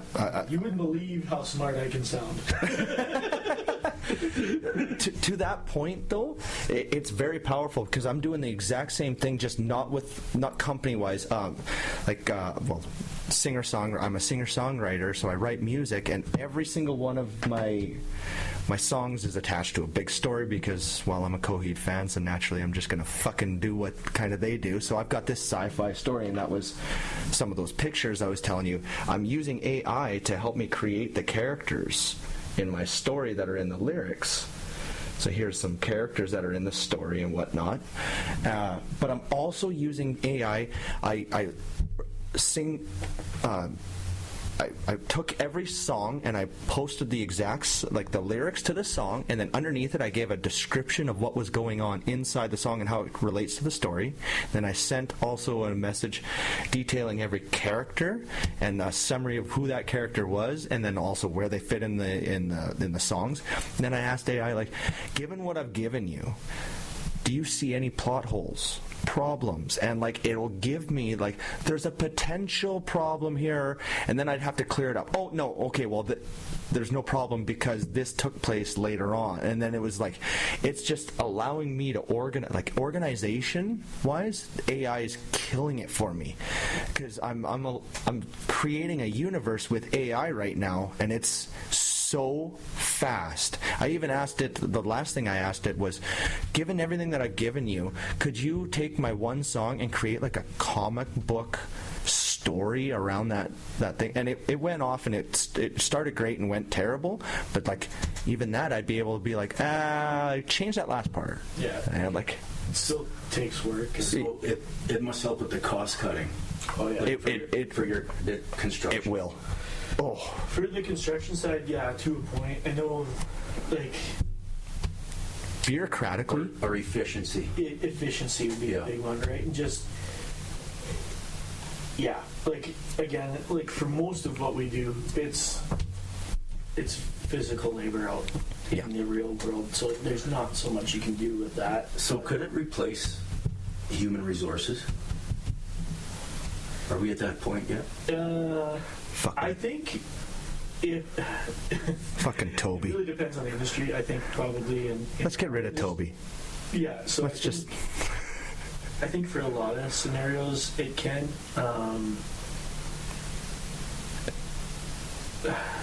In the industry that I'm in, I don't think people are well versed enough with HR type stuff in order to be able to effectively use that as a tool to guide them through or help them through scenarios. I think using AI to do a lot of things, especially now where like you kind of have to guide the AI through what you want, I think that requires a certain amount of talent in order to make it, to apply it to the scenarios that you're using it in. A lot of times, if you go to. I think that a lot of that stuff is just going to become like essentially an app on your computer to do certain things, and at that point can you replace it? I think absolutely, right? Especially if you think of like recruitment, right? So like if you have an AI recruitment tool, like, oh hey, people who are looking for work, the AI will ask them questions about themselves, they answer it, and what their tickets are, what their trades are, what their And parse everything down for you, experience is, whatever. And then, are they willing to do work in these? Or like AI can gather that information. I go on the old AI recruitment app and say, I'm looking for 10 employees to do this kind of work. Here's all your thing. Yeah. Like, And that used to be a person taking a salary home. yeah. That used to be one person's job having all of that, and now it's an app that's connected to everybody who works there, potentially. Yeah. So even granting people holidays, sick time, all that. See, that's where. Well, you take all You'd eliminate a job there, Oh probably. yeah, like eventually, I imagine you get to the point where you can load in like your work schedules and your manpower schedules, right? And your work schedules and the constraints and all of that stuff is already digital, right? And so loading that in and then just having an AI manage when people can and can't take vacation. Hey, can I have this day off? Looks in the loading. Is that with an acceptable manpower loading for that day? Blah, blah, blah. Approved or not approved. Yeah. Right? So And it's tough to argue with the AI. Yeah. The person can do it until they're blue in the face. It don't matter to AI. Yeah. There is that's one potential. Yeah, for sure that stuff all. But it's growing so exponentially. What they thought forecast 4 years from now is now 2 is now 6 months.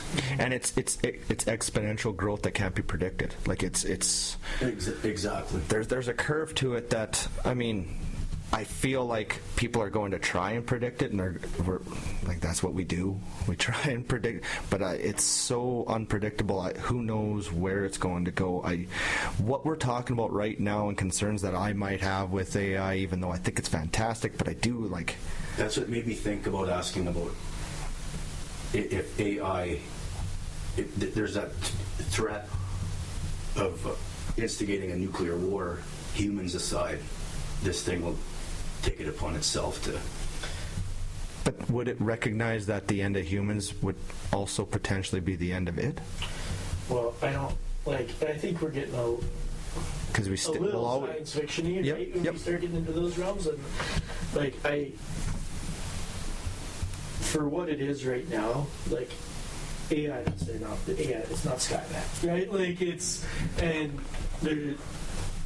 But we've got smartphones. Yeah. So yeah, that's. I'm going back to a dumb phone. That's what I know.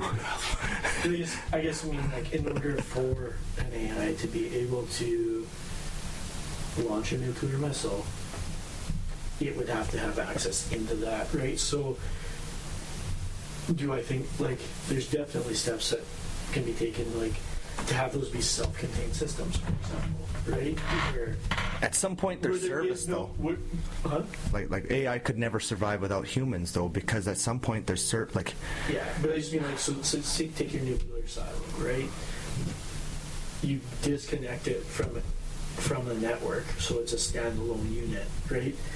And then how does AI affect it? It can't, right? And Yeah. It can only affect what it can get into. It's plugged into. Exactly, yeah. Okay. And like the thing is that, like,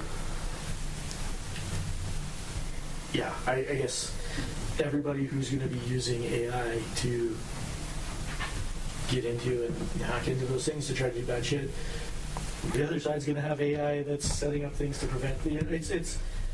And at that point, that's not AI being evil. That's human. I don't think like it's we gonna come be back more to. Cat Nelson than it already is. Yeah. So could I use it for investing? Like, Yes. say, Oh yeah, I yes, wanna- yes.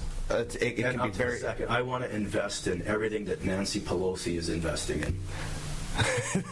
So That's a winning strategy, actually. I would make.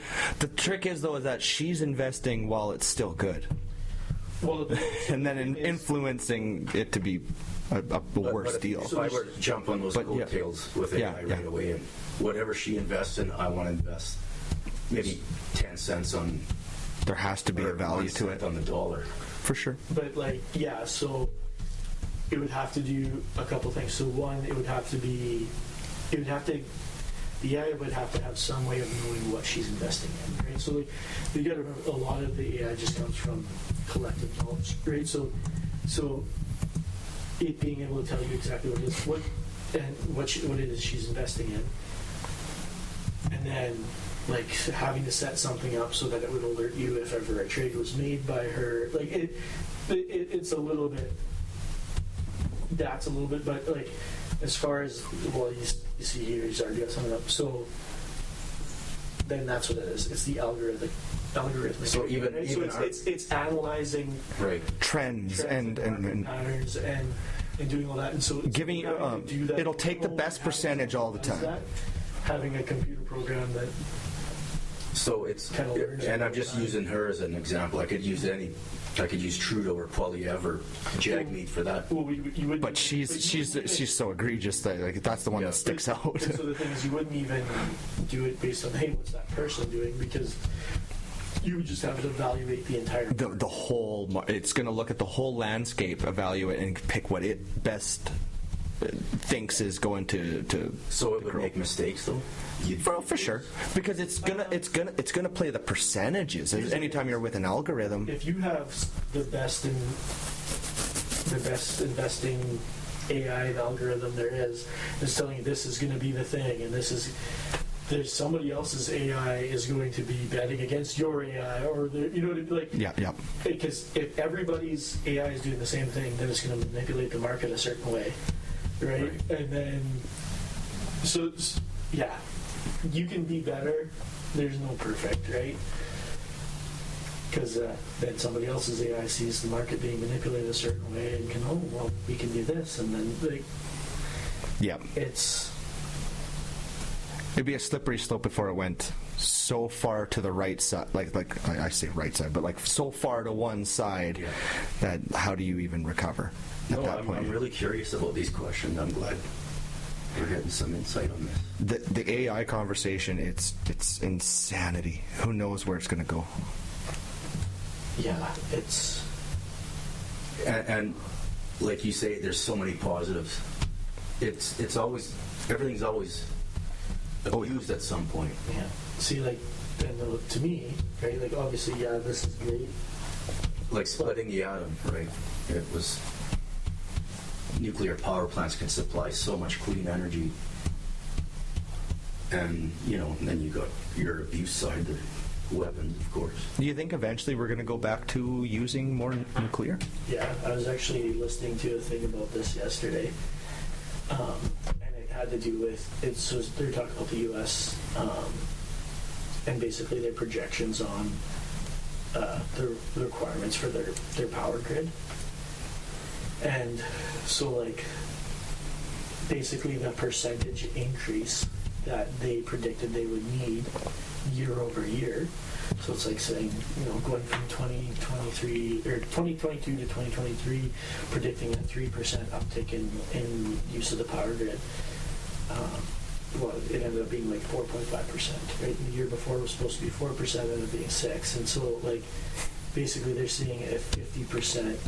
Like, going up by 1.5% doesn't seem like a lot, but when you take that, it's huge. When those giant infrastructure projects are 50-year projects to increase in that capacity, and you've predicted that for 50 years, and every year you're missing that by 50%, and it compounds over those 50 years. And the biggest contributors to that are large databases, right? Because you have those giant storehouses that's full of servers.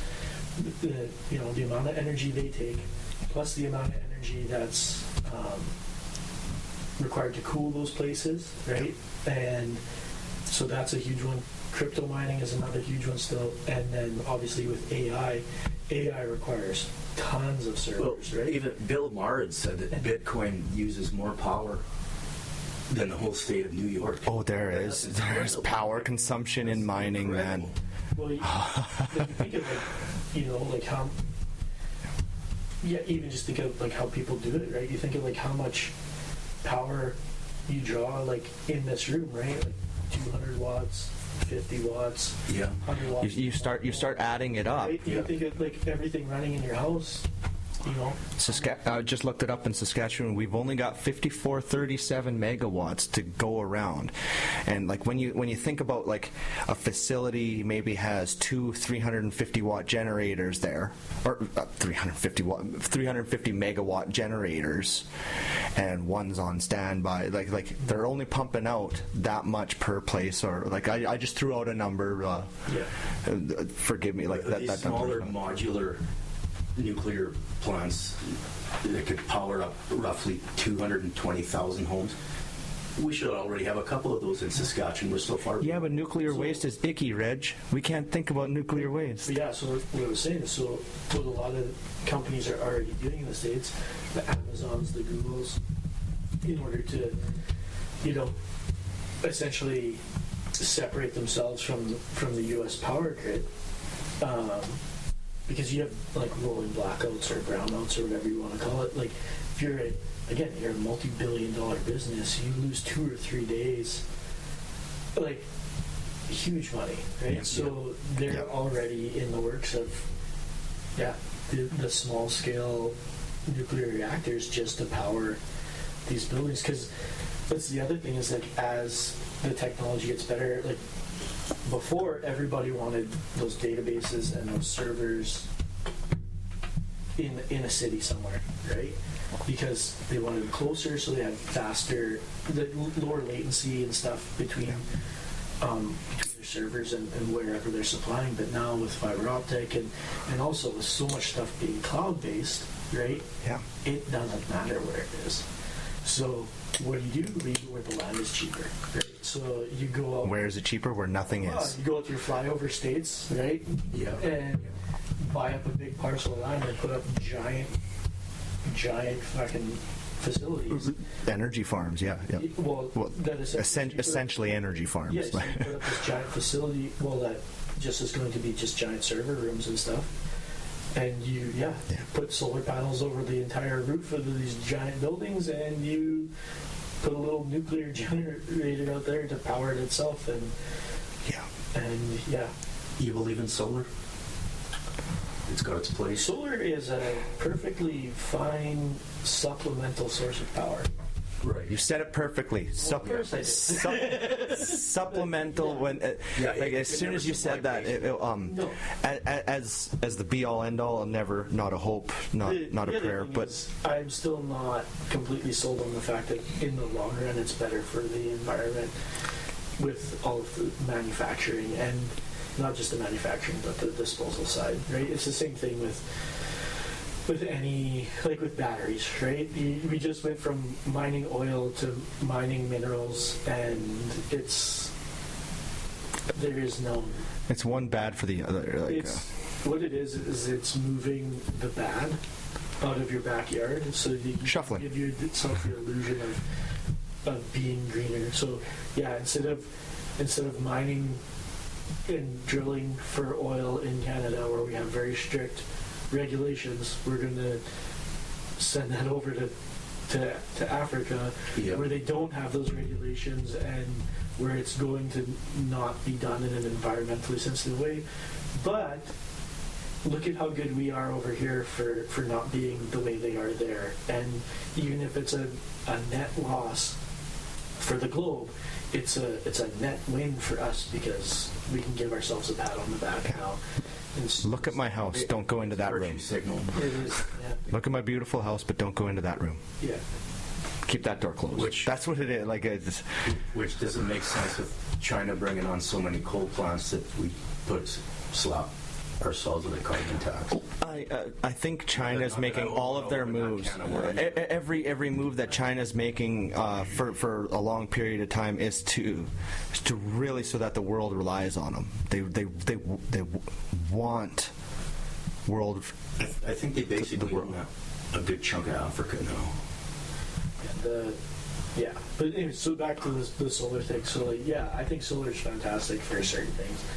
I mean, I've been looking at getting a handful of panels, just again going up north for a while and 100, being able to have a little bit of power to recharge some electronics and stuff. You know, we've talked about it for like our fishing trips and stuff, like, because run a lot of electric stuff on the boat, like the trolling motors and all that's powered off a separate battery system. Instead of, you know, pulling up a gen set, you know, looking at, okay, if we charge it all day on solar while we're out on the water, does that make up enough without us having to haul in gen sets and fuel, right? And just seeing the convenience of it. A lot of guys on their RVs and stuff are running a bunch of solar so they can park them wherever, and that, yeah, for that it makes perfect sense. Well, Would you put them on your roof of your house? No, I don't think so. I think we get, Or a ground array, like a... if I had enough land, like space, yeah. I think for where we are, the benefit of how much power you would get from them. From the initial cost, I don't know. Yeah, I don't know if it offsets. On a small scale, though, the amount that you can do, like say you literally just have your solar panel, an inverter, and 2 batteries, and a knowledge of how much you can drain a battery system to keep it healthy. Yeah.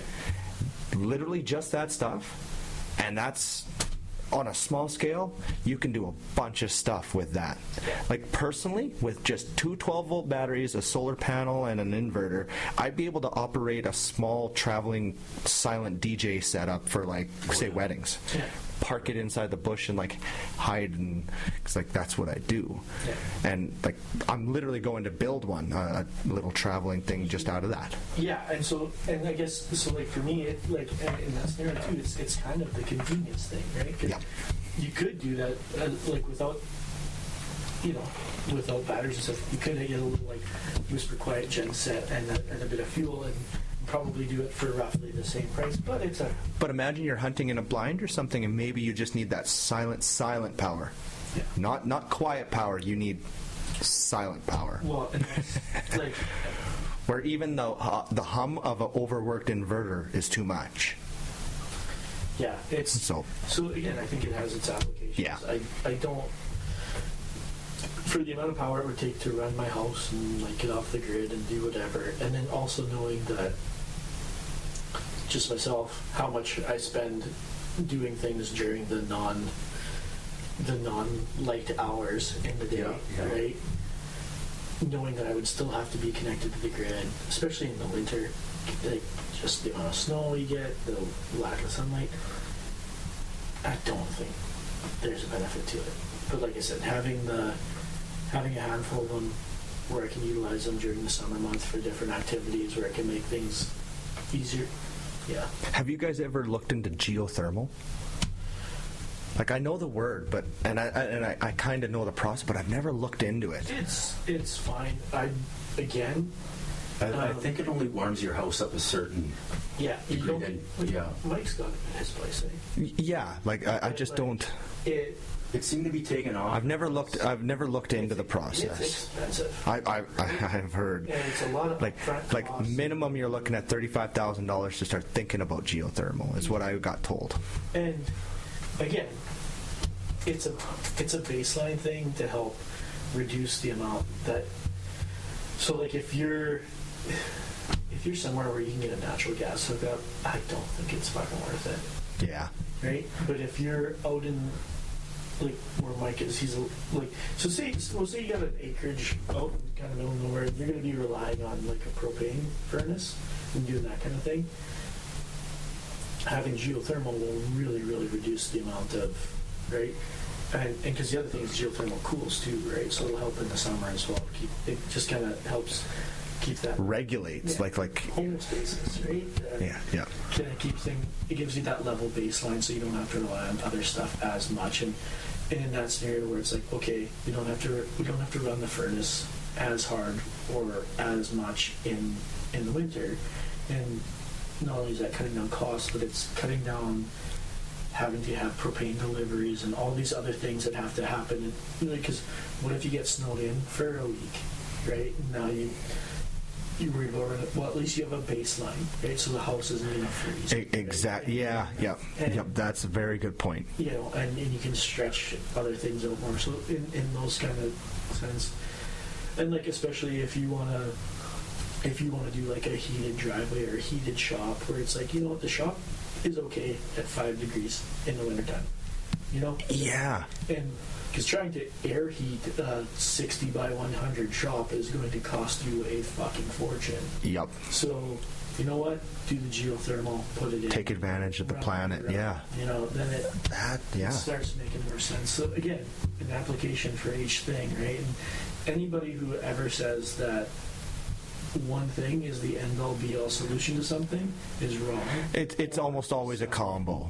Yeah. They're either They're trying selling to sell it. you that product, or they're just wrong.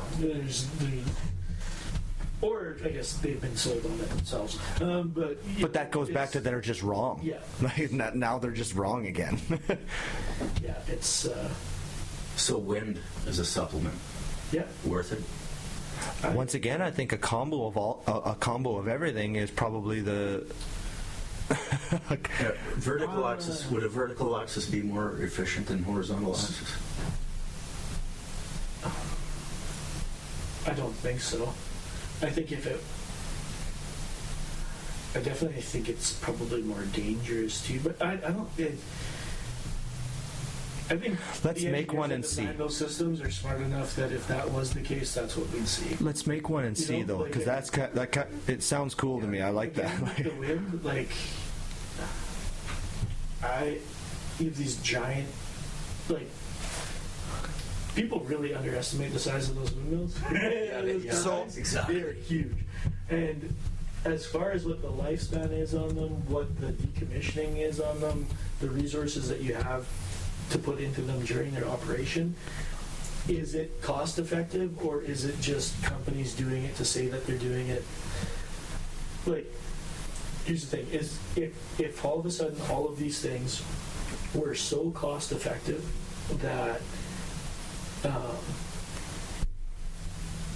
if wind was and solar were the absolute end all be all, they were so much cheaper, it was so much more efficient to run them, and it wasn't just done as part of a look how green we are initiative, then energy companies would be building these things and throwing them up left and fucking right. It would have happened And- yesterday. And not only would they be doing that, but it should be cheaper for them to supply you energy, so your energy bill should drop.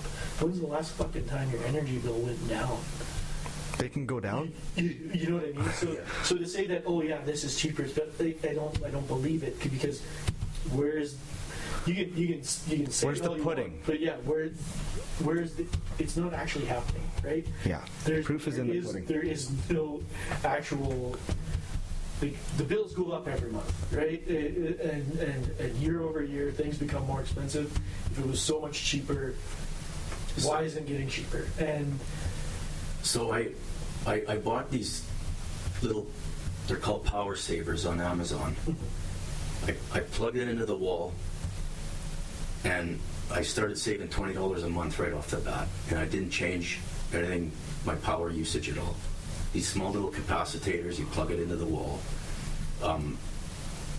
They recommend as close to the panel box. You plug something in and it saves you power. Yeah, Okay, this I gotta see. So what does it? What does it do?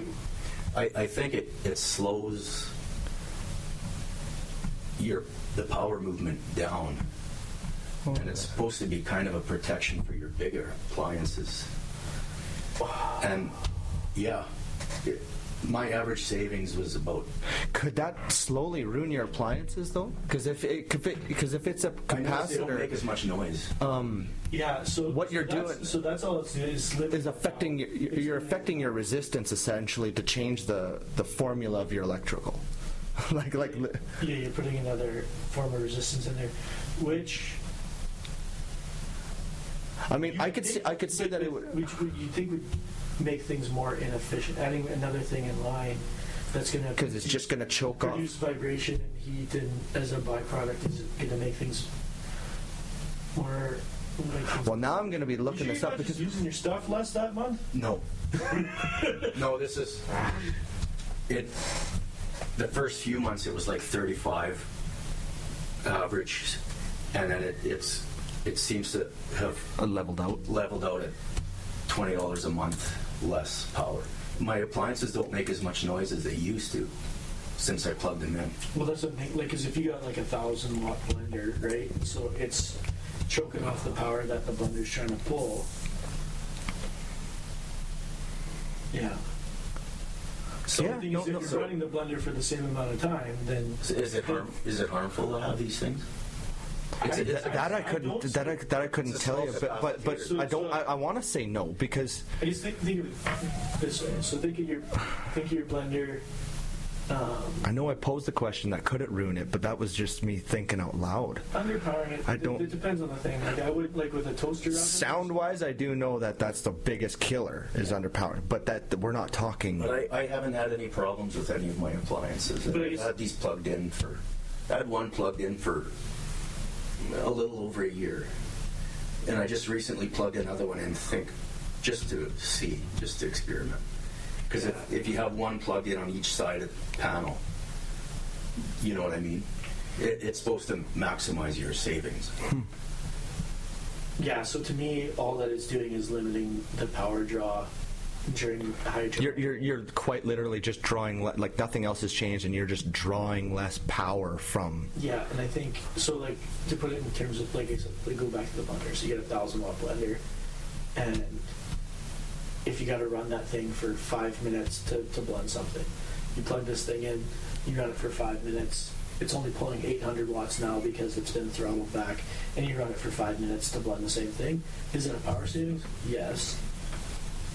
But if you could do it in 5 minutes at 800 watts, you should have been doing it in 4 minutes at 1,000, right? And so Yeah. maybe There is a something in yeah. that sense, but like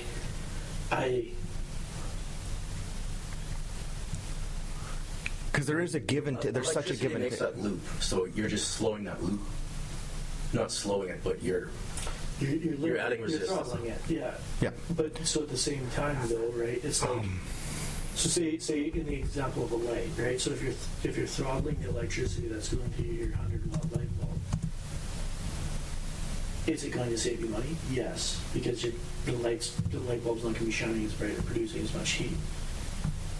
But a probably safer thing you could do is to swap it out with a 60-watt. You know what I mean? And, Yeah. and then you're because that's basically what you're doing. I got those high efficiency, I think they're 9-watt light bulb. But I've had The LEDs? not a glitch. Yeah, something like that. Yeah. But I haven't had a glitch with anything electrical, having these plugged in. And they paid for themselves. go. These things have paid for themselves. That's the best image I've ever found that explained electrical to me. That right there. For a power saver. No, they're just literal the entire relationship of electrical. This picture. So does that hurt to add resistance? You're just choking. You're just choking. So adding resistance. So aside from everything else, what it's going to do is it's going to generate heat. Oh. And heat is because yes. The thing is that there's no such thing as a 100% efficient device. So putting that in line in your electrical system, it's going to add in another layer of efficiency. It's like basically like because your area that generates right. That efficiency that loss is going to happen through heat, yeah, through vibration, and while in the short term it might be beneficial, I can't see it being good on the system as a whole in the long term. That's kind of what I'm thinking, because like the way that picture goes is like your volts, that's your pressure, and then your amps is literally your flow, and then your ohms is that resistance to pressure. So like your amps will be your amps, your energy is your energy, and you will have a certain amount of pressure that's trying to push it through everything. And what you're doing is like everything's the same, and you're just going more. Yeah, I guess think of it as and like just your electricity is water through a tube. Right? Yeah, same thing. And so what you're doing is you put a restrictor on it. So now, like a half-inch valve on a 1-inch line. You used to open it all the way up, and it would take you 30 seconds to fill your cup, and then you turn it off and you drink. Well, now you're opening it for 30 seconds. You're only getting half a cup, and if you're okay only having that half a cup, that's fine. I think you explained it brilliantly with the blender, 1,000 watts, 5 minutes, 800 watts, 5 minutes, where like, yep, you are saving, but then the argument becomes you could have done that same job with that same thing for 4 minutes at 1,000 watts, and still like the saving is still there. Mm-hmm. That's that same, like you're still seeing that saving, but at some point that involves you manually doing something and changing your behavior. But I guess when he's saying like he never did anything. My stove and my oven, I use lots. Yeah. Because I eat strictly meat, so I'm always cooking meat. Is it an older stove with no computer, or a newer one that's got all kinds of computer stuff? It's, how do I say that? It might be 10 years old. Okay, because like the more computer stuff, the less I would want to fuck with my resistance. The more computerized I get, the more mechanical I would feel. I'd feel more comfortable messing around with my resistance. The more mechanical it is, the less computerized. Like you look at even a lot of modern computers, like they have like 24-stage VRMs, which to regulate voltage, right? Like the voltage regulating modules, big 24-step process to step that voltage down, and that's after just to get the power. So then that's after coming through your power supply. So you have that's already power stepped from it. the wall that has, and then you buy like this thing that's entire job is to regulate that voltage in perfectly to your motherboard. Then you plug it into the motherboard. Then there's a 24 volt process to step that down to be exactly right. Because like when you look at like a CPU, right, it operates between like 1.1 and 1.3 volts, and changing from 1.1 to 1.3 is really a huge difference. Right? Yep, it's drastic. Being able to turn your computer on with normal cooling and run it all day versus having normal cooling, it runs for 10 minutes and shuts off due to overheating. Yeah. And so you start playing with the voltage coming in. Although it's not really, you're probably not changing the voltage, you're just changing the average. Yeah. My cousin took one of these. Because like the pressure savers. should be the pressure. My cousin took one of these power savers to a guy who was an electrical engineer at the mine, and they took it apart. No, there would be a balance. And he said, "Yeah, this will work." Yeah. Oh, for sure. This guy's not capacitor, stupid. it'll do what it's meant to do. Yep. Yeah. You're just saying it could in the long run damage. Having said all that, look, I like the idea of like somebody who really, really, really knows their stuff listening to us and just freaking out right now listening. No! Talking like they know shit. Yeah. Some guy white knuckling it, driving down the road. What are you talking about? No, our listeners gotta realize we're philosophical and full of shit. I think I said last time. Yeah, philosophical and full of shit. What does my dad always say? Everything that we say is in theory.